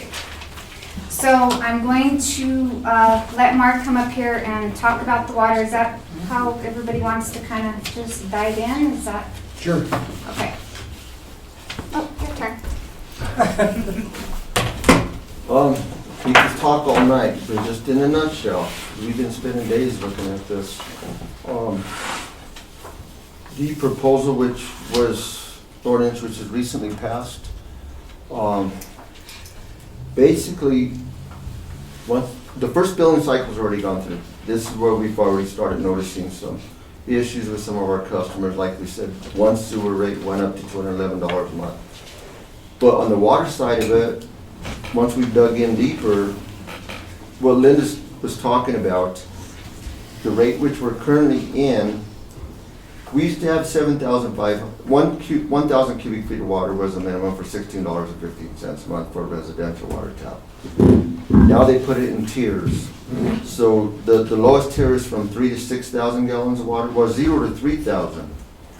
And the rate went up 1.5 times from $16.50 to $24.75. Well, if you divide the $24.75 by 3,000, that is $8.25 per 1,000 gallons. So before we used to get 7,500 gallons for $16.50 a month. Now the minimum at 3,000 gallons, we're paying $24.75. You're only getting 3,000 gallons. So they've reduced the minimum from 7,500 gallons to 3,000 gallons, and you went from $16.50 a month to $24.75 a month. Then the next tier is from 0 to 3 for $24.75. Then it goes from 3 to 6, and then 6 to 15,000 gallons. And those tiers are addressed in the current one. We pay $1.60 per 1,000 gallons from 3,001 to 6,000, then $2.41 per 1,000 gallons from 6,001 to 15. Then in excess of 15,000 gallons, we're paying $3.05 per 1,000 gallons. Go ahead. Mark, when did we change it from the average for 3,000 from 7,000 to 3,000 to 7,000? How come that got changed? That wasn't brought up at the council. I don't remember anybody saying anything about that. It's in there. The last ordinance that was just approved, all that is in there. That's what was just in there. Why was that done?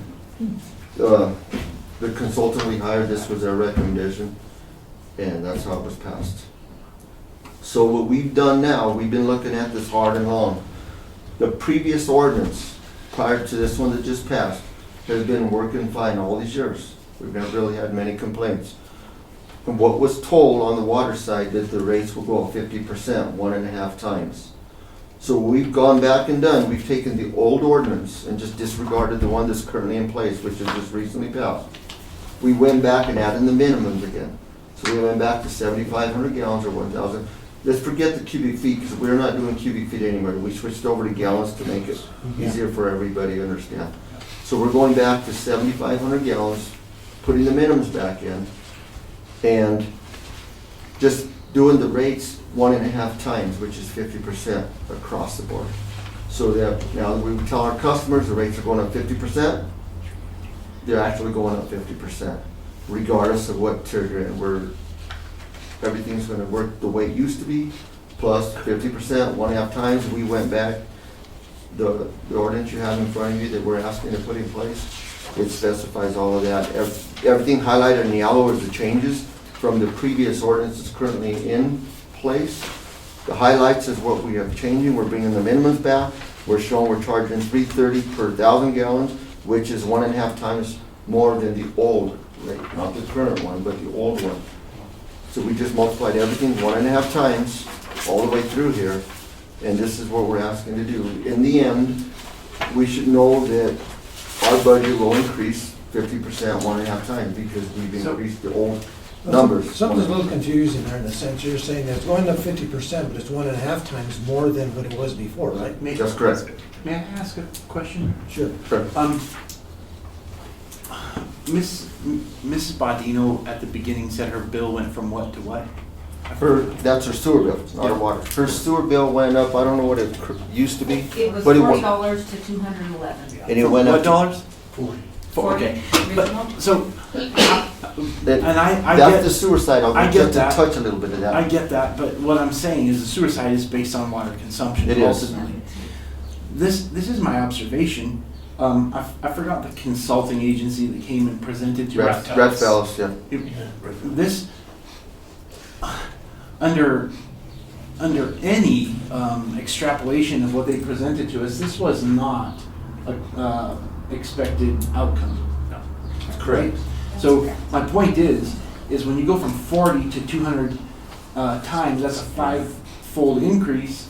That was never, ever discussed by them.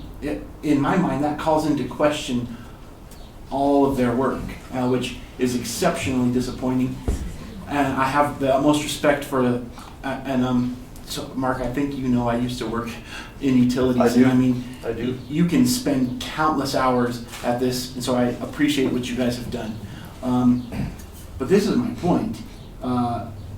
If we do anything hastily, we're going to have potentially other unintended consequences.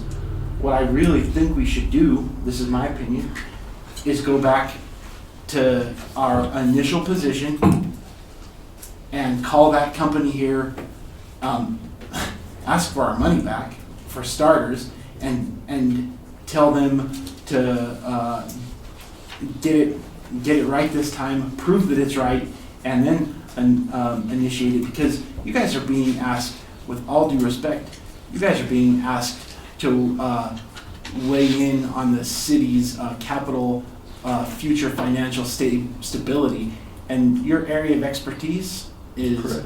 Water service and safety of that service, which I'm not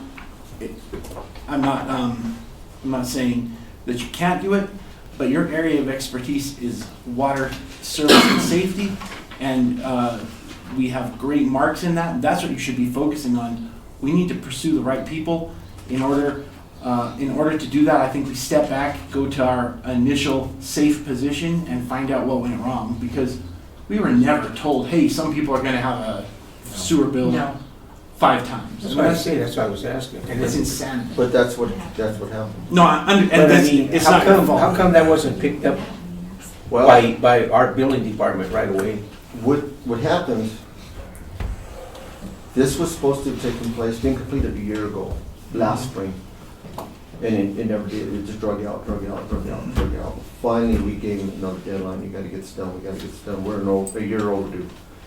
And when he was getting us the numbers, he was getting them to us at the 11th hour. Here we were on that Thursday and Friday trying to review everything and push these through the council. So we didn't have the necessary time to review it. And once they put it into the billing system, that's when we started seeing some of these issues. And started digging, we had more time to dig in deeper, like I say, 3 days was left Thursday, Friday, and Monday, Tuesday to dig in. So I'm looking at the 3/4 inch meter, and you said that it's going up 50%, Correct.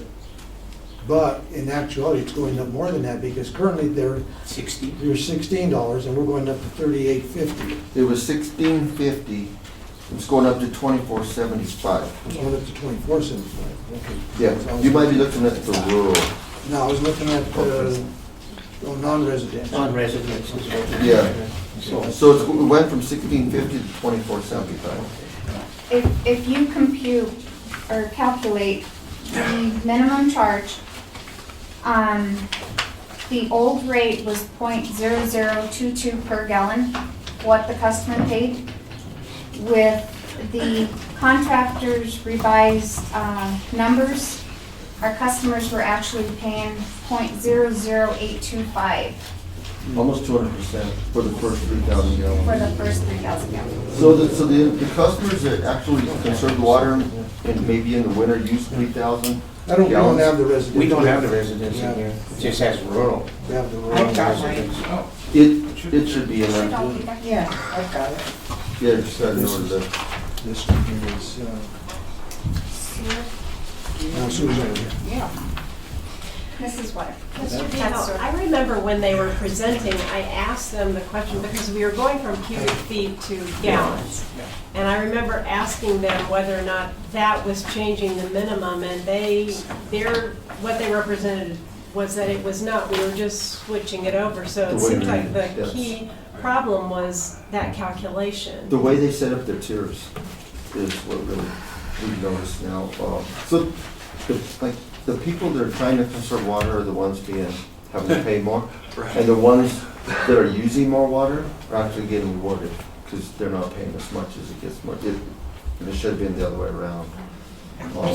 Get back to your question.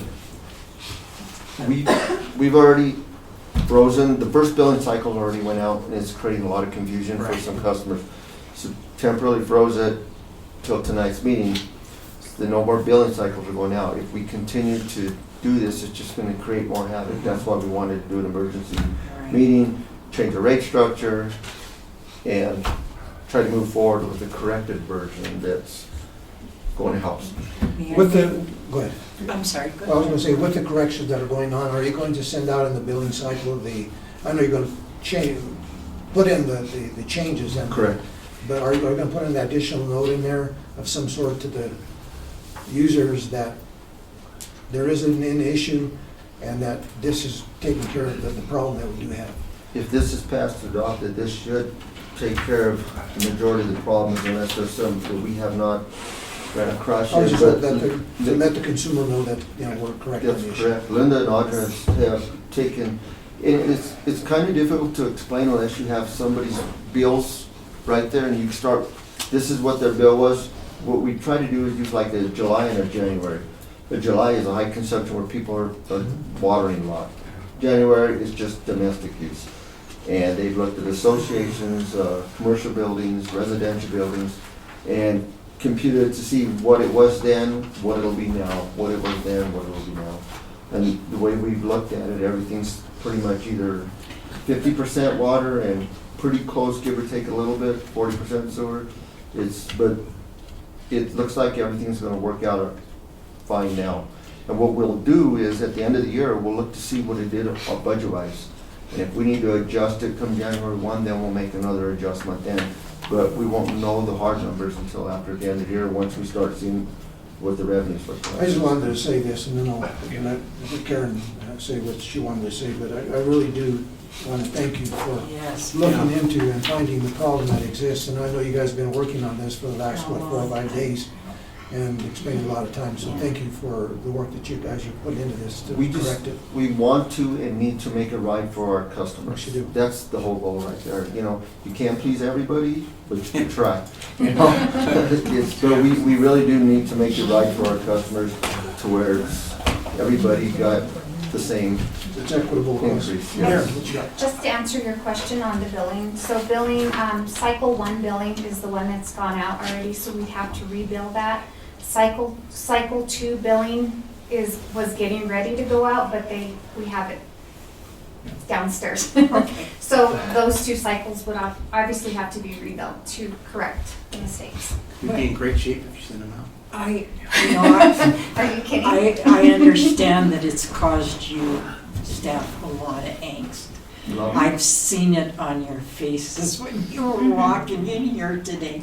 And I'm really sorry that it happened to you, but I think I was going to mention the same thing that you mentioned, Mark. The further we delay this, the more complicated it's going to get. So my suggestion would be what you just suggested, to pass these emergency ordinances and then maybe have a firm look at our rates and let them give us their opinion as to what we came up with.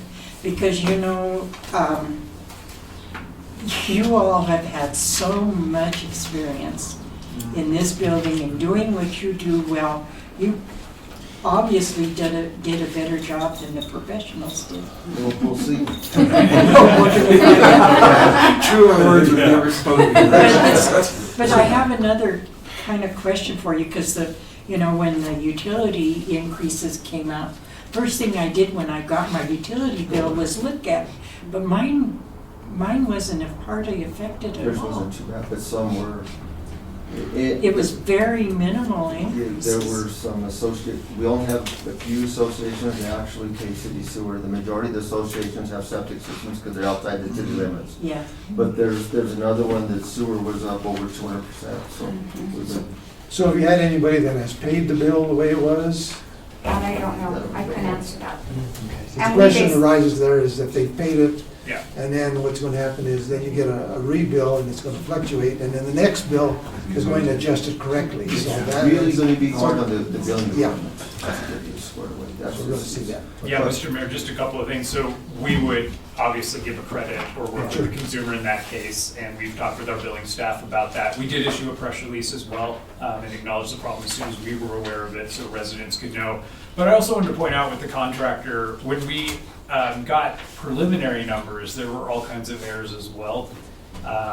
And unfortunately, we spent a lot of money, we trusted them, we relied on their competence, and they just didn't come through for us. And we will be pursuing additional remedies with them. That was going to be We're my not next going to let them question. off the hook on What this. kind of That'll- repercussions are they going to have? Yeah. Yeah, happy to pursue it. Look into it. Yeah, Yes, sir. exactly. You're going to be a busy man. I know. And to answer your question, we basically started from ground zero with the original rates that we had in place before all of this, and kind of worked backwards to. And I want to be super clear, I wasn't saying that. That being said, would it be as, and I know we haven't addressed sewer officially, but would it be as reasonable exercise to see what Mrs. Baudino's bill would be under this? I mean, can we do that?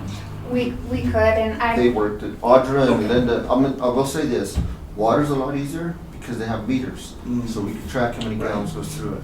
Sewer, they do make flow meters for sewer, but nobody has them, so that's why it's all based on water consumption and trying to figure out a fair way, because once people start watering, that don't run down the drain, so that's the tough part, figuring out a fair way to charge them accordingly. So I'm gonna turn over to Linda and Audra now, because they put numerous hours into the sewer rate. That's their special. When we get to the sewer one, I do have a question on that. Okay. But anyway. Any other questions on the water emergency ordinance? Call the vote, please. DeBono? Yes. Griego? Yes. Ogletree? Yes. Shu? Yes. Thurman? Yes. Williamson? Yes. Rico? Yes. Yeah, that would be, that would be you gotta go through the sewer rate first, then get to the first readings. Okay, item G, emergency ordinance correcting the city's sewer rate schedules. Entertain a motion? So moved. Second? Second. Discussion? Throw out my first question, my question on that is, have you, being that it's so hard to adjust and figure your bill, my bill on a sewer system, has there ever been a consideration given to, other than industrial and commercial users, a flat rate for residential, says make it so non-confusing? Has that ever been considered? So, I don't know whether it's ever been considered, but we, again, started from ground zero with the sewer rate. The sewer ordinance, the one that was just recently passed, had a average winter consumption, which is throwing these bills over and crazy, especially if you've had any kind of water leak or if you use a lot of water. So we took that out and hoping to make it more equitable to every customer, whether you're residential, whether you're commercial. So, yeah, go ahead. In the previous version, or the version that is in effect, that affected cycle 1, again, they used average winter consumption. So even someone who has a higher bill exceeding the 7,500 gallons, and actually that was also reduced down to 3,000, by the way. But the rate was being charged at $6.15 per 1,000 gallons over 3,000. So that's the basis for that increase that the one customer saw. What Linda and I worked on is, again, we went back to previous ordinance before the one that's in effect now. 40% increase, again, that's what was represented to the customers that they could expect is a 40% increase in the sewer rates. So the way that it was developed then is there would be a monthly minimum charge of $38.50. And then for every 1,000 gallons over that 7,500 gallons, there would be a $2.33 charge to a maximum of $17.50. So the total maximum charge that somebody could be charged for sewer service would be $56, which is exactly the 40% over the previous capped amount. So back to what you're saying, that we do have basically a flat amount in a sense, but it's adjustable. So for instance, if someone used less than, they only went 1,000 gallons over, they would expect for their bill to be $38.50 plus $2.33. So it adjusts. And then another thing that was removed altogether in the previous version were monthly minimums altogether. That doesn't work. That resulted in some horrible numbers. So monthly minimums were put back in. We've removed the average winter consumption, and it's fluctuating again with a person's water consumption, which is still fair because average winter consumption would, and the 85% anticipates really what that consumption would be in the winter. There's your adjustment. So the way it was calculated, we had the adjustment, that 15% adjustment, and what we think was going to happen is we would have seen the sewer fund losing money because it was adjusting it then twice. They had the average winter consumption, then there was also an 85% reduction. I'm not confusing myself. Yeah, 85% reduction after, without the minimum charge. I'm confusing myself. I hate to speak. We went through this so many times that we're dreaming it. Yeah. But anyhow, at the end of the day, removing those monthly minimums that were in there before skewed the bills again, and then adding a charge of $6.15 per 1,000 gallons as opposed to, for instance, the non-residential, we're going up to $3.84, 40% increase. It was like, what was happening is it would be the cost of the consumption based on that calculation, plus in addition to that, the meter cost, the monthly charge.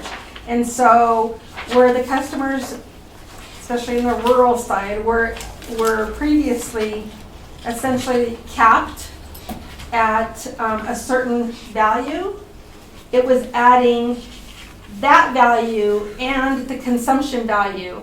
And so it was more than doubling their cost. So we're bringing it back down again, 40%. Put the minimums back in. With the minimums back in. There's a little bit of a deviation in there because of like the 85% and the numbers, but it's as close to 40% as we can get. And we both feel comfortable that these numbers are where they should be, and the customers would see what was represented to them, which is the 40%. You have a couple questions? I have a question. On the emergency ordinance, part 1A, Roman numeral 5, you still have some reference to AWC. Is that a Good catch. holdover? That's in there, thank you. Okay, and it's also in the ordinance that we'll talk about next, the regular ordinance that also has that. Okay, thank you.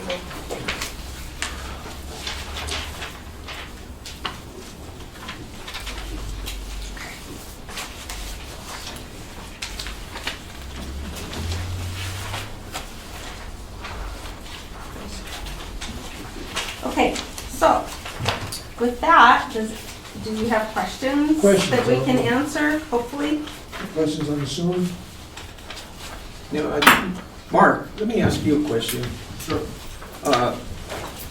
The rates for water and sewer, shouldn't they be pretty much the same?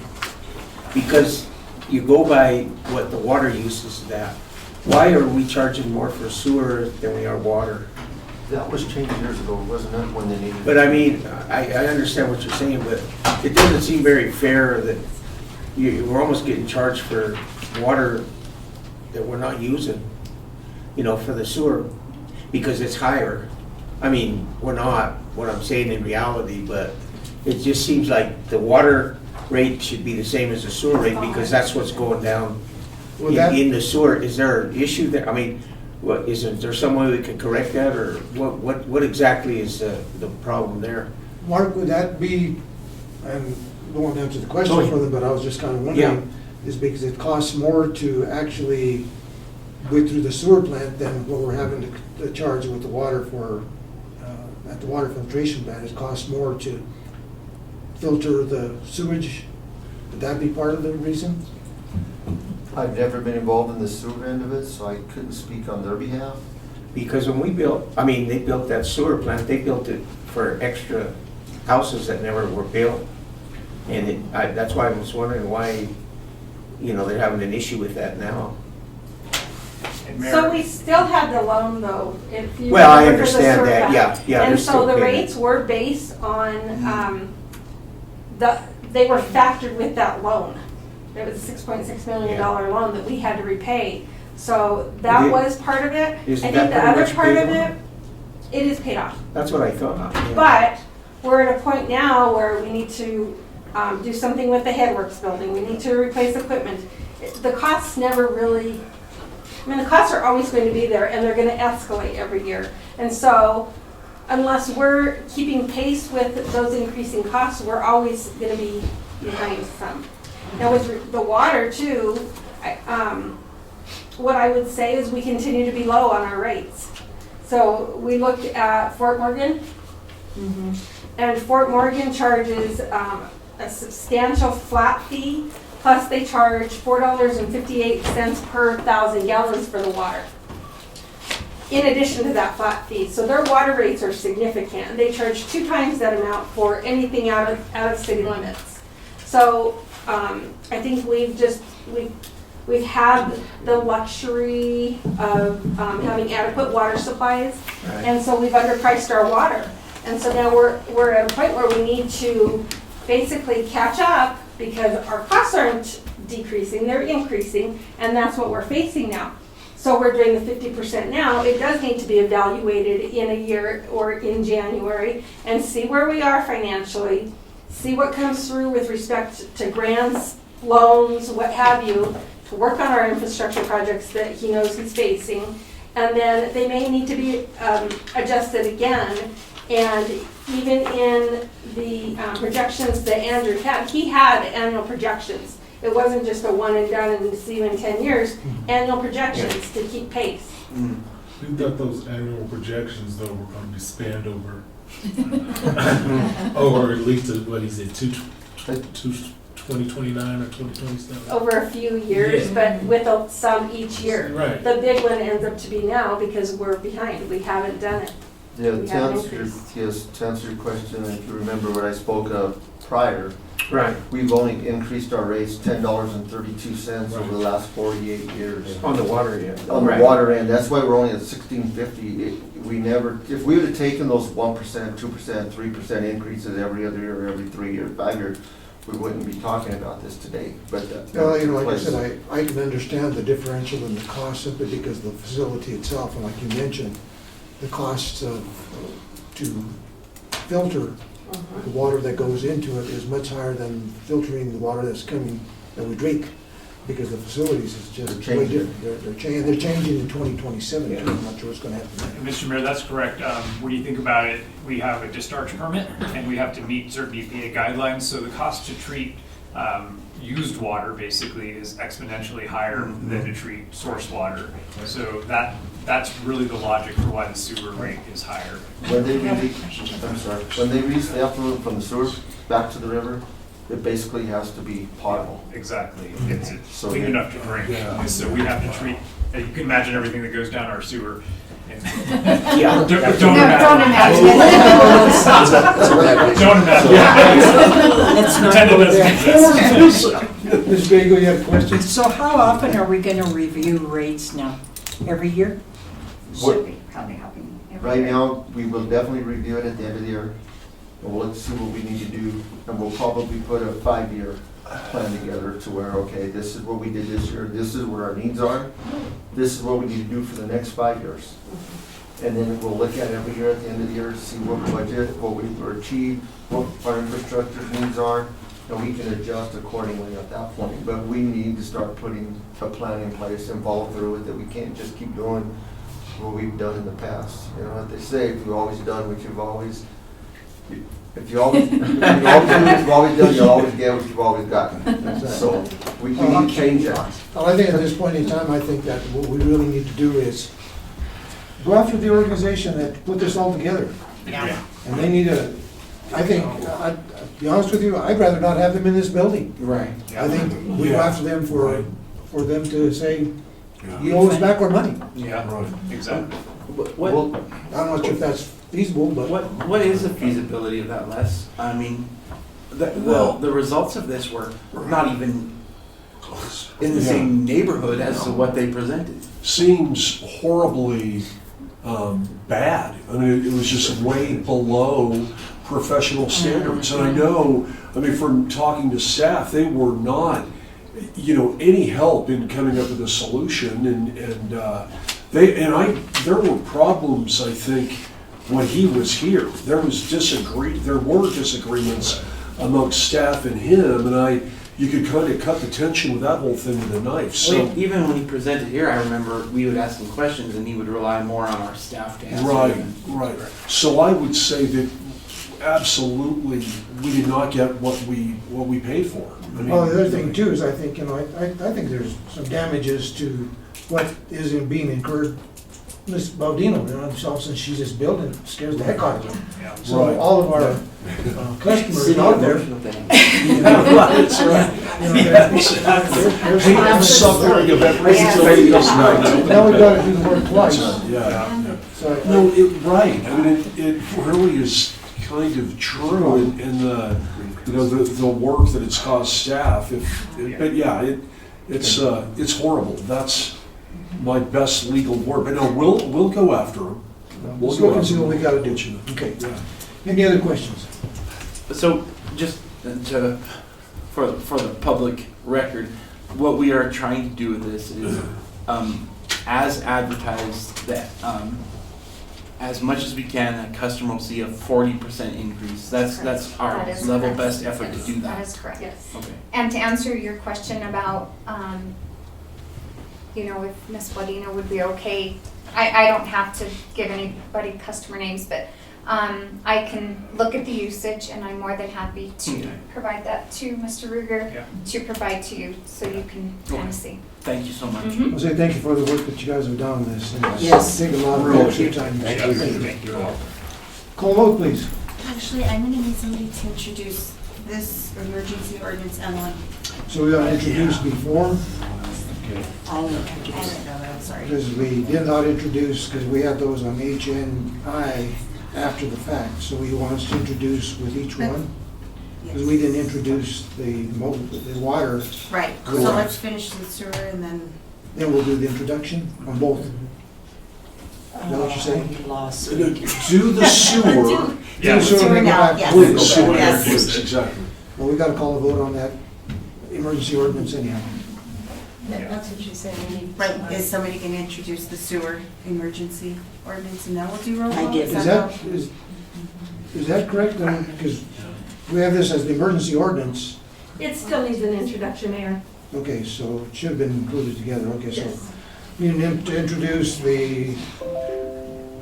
would be the first reading of an ordinance, No, the emergency, emergency ordinance. both of them. But let's do the emergency the sewer one right now. Right. Yeah, Please. someone would introduce 8G, please. You can guarantee it, I think. I did. Okay, Okay. any second? Second. Call vote, please. DeBono, Yes. Griego, Yes. Ogletree, Yes. Shu, Yes. Thurman, Yes. Williamson, Yes. Rico. Yes. So then we got to do the water separately. Yes. Okay, so 8F needs an introduction. so we need an introduction. Someone introduce that? I'll introduce it. Just, go ahead.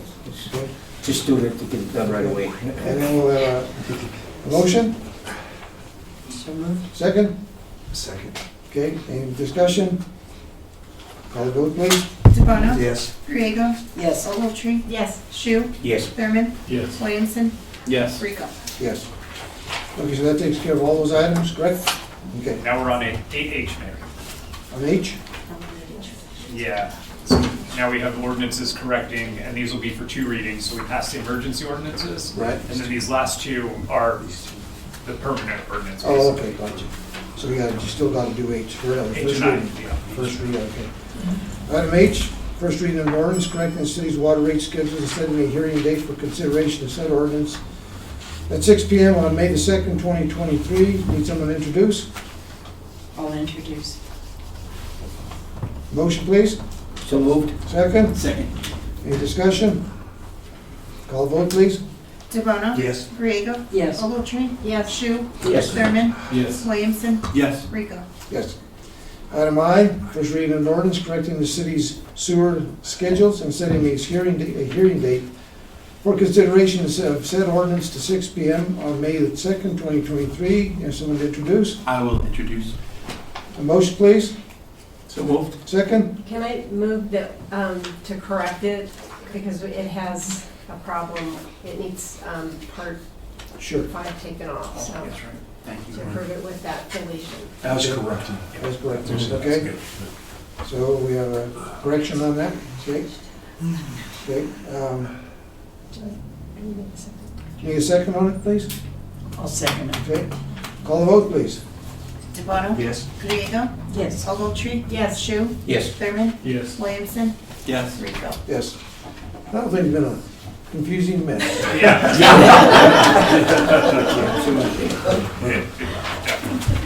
It's a good thing Ken's here to keep it. On the council reports. Mr. DeBonne. I don't have anything from the Veterans Council this week. Well, I finally got to go to an urban forestry garden last night. Got to tell you something funny though. Karen Wolf left a message in my office, and the girl that took the message, she said, do you belong to the tree huggers board? I said, no, it's not the tree huggers board, it's the urban forestry. But anyway, we're gonna plant 5 trees. It doesn't seem like a lot, but we're gonna do 3 in Central Park, 2 at Kit Carson, and 1 at Los Niños. And each one of the species of trees that are gonna be planted are particular to the location. Okay. Okay. They do historic background on that as well. The city is going to be represented at the Water Festival on May 18th. Karen and some board members are going to be there. She's going to talk about how to determine the age of a tree and some kind of education. And then they're going to have tree planting workshops. There's going to be about 150 trees, I'm talking about this side, 2 or 3 feet high, about 2 feet high.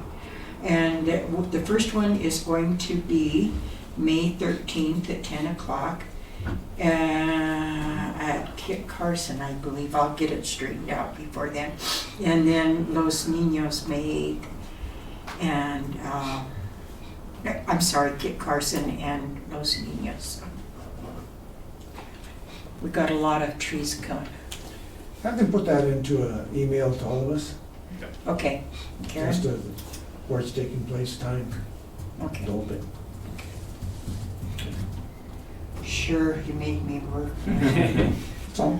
I got you, Karen. We're good. That's it. Anything else, Karen? No, I'm good. Frank? No, I have nothing to report. Okay, so we will have. Yes, eventually. Maybe. Arts and Culture Maybe a Advisory rotation. Commission met and they continue working on their projects. One thing I like what they're doing is they're doing a legacy project, so they're going to be looking for local artists to kind of build a collection of artists that are from this community, and possibly their first one will be Carol Bordeaux, who passed this past year. And they'll have some other things, doing a good job. But we do need more members. We lost someone, again, on that board who was a really active member, so we need more people on arts and culture. I attended, I don't know if you remember, but Amanda Korth came by and told us about a new women's business organization that she was starting, and she had that event out at the theater and had 31 women-owned business representatives come, and it was very fun. And it is kind of amazing how many women operate businesses in this town, and many of them are new businesses. So I was very glad to be there and to support that. Good. Good to hear. Parks and Rec, nothing's going on, but I just want to mention that they are very appreciative of the workshops we've been doing for the last week or so, making the board more cohesive and solidifying the roles of the members of Parks. So, Okay. I have nothing to report, Mayor. Okay. Health Solutions had an open house last week. Went to that open house. And that was kind of nice, just the services that they provide in the area. And they actually had the people coming out of Pueblo over there that night. So it was just meeting some of these people as to what they do. Just for everybody's information, we had a lot of discussion on that 23-1213. Committee met today. I'm not sure what the results were. I was going to call Mike Beasley in the morning and ask him what the results were, and then get it to you, and then you can send them out to council to let everybody know what the results were, if there was anything or not. Tomorrow morning at 10 a.m. there's going at the Space Grade Project. There's an award for the gas department, correct? Mr. Mayor, that's been postponed till June. That was part of my update. Unfortunately, they couldn't get organized to get everyone there, so we're postponing that. Okay. All right, good. Thank you. I also got a thank you from Carol Gibson, thanking us for the money that we provided them for this Senior Citizen Center. The last thing I wanted to ask, and I think it'd be good to bring a report, the incentive program progress. Who has? I know that there's that one large project on the downside of the other side of Oak Street. Yeah. But are there any other projects that have been started with incentive program? Yeah, I believe there's at least a couple more that are underway. So that's a great point, Mayor. We will get you guys an update on those efforts. Okay. Because it would be good to kind of keep track, because I know there's a time limit for these people to take advantage of that money. So if they're all gonna take advantage of it, and I can understand right now because of the cost of borrowing money and, you know, Interest rates. and interest rates, sorry. That is all I have. Mr. Ruger, what do you have? I was going to mention the gas event, so thanks for bringing that up. That's been postponed. I did want to mention we've had a substantial amount of water main breaks lately, and so I want to commend our crews for addressing those very quickly, and so we're very appreciative of the work they're doing. But we're kind of monitoring. There's one line in particular that's had some multiple events. There's a possibility that it could have been caused by some construction in the area, so we're being very mindful of that and trying to make sure we're on top of those. Simpsons Rest, I wanted to mention that Jared and I met with UC Denver today and got some preliminary design ideas. And we'll be reviewing that over the next week, talking with other directors on their concerns, and then we're hoping to get something in front of council in the next month. We're very excited for that. We feel like, what a great feature, and really, really excited to start showing you guys some ideas on that. Greenway Foundation, we're targeting the beginning of May for them to come in at a work session and present their design ideas to you all. I know that's been a long time coming, and for us too, we're ready to see what they have to offer. And then last thing I wanted to mention is I talked with Ms. Crawford today, and East Street School is planning to open in the next few weeks. So there'll be an announcement, I think, of a kickoff event that you all will be invited to fairly soon, and we're really excited to see that project come to fruition. I know, like with the Greenway Foundation, one of the things that once they bring their plan forward is to be able to look at what money is available through grants. Yeah. And of course, we're looking at GOCO, and I understand that money is still out there. They've not given up. They're still planning on giving a lot of that money out. Very much so. We talked with Tara today as part of the conversation about Simpsons Rest, and she identified that GOCO has some opportunities, and she said, start with them on outdoor rec. And I definitely want to commend Jared. He's been keeping our representative in the loop on all of our projects and making sure GOCO knows everything that we're doing here and is well versed on our efforts, just so they can potentially be a funder of some of these things going forward. Okay. Mr. Downs. Thank you, Mayor, council members. Next Monday's work session, rules of decorum. Okay, good. Yeah. All right. Yeah, I know, very Okay. excited. Very excited. I can see it in your faces. That's all. Okay, executive session for a conference of the city's attorney for the purpose of receiving legal advice on specific legal questions under CRS section 24-6-402 4B development. Motion to go into executive session. So moved. Second, Second? call roll please. DeBono? Yes. Griego? Yes. Ogletree? Yes. Shu? Thurman? Yes. Williamson? Yes. Rico? Yes. Let's go ahead and take about 5 minutes or so to let everybody clear out.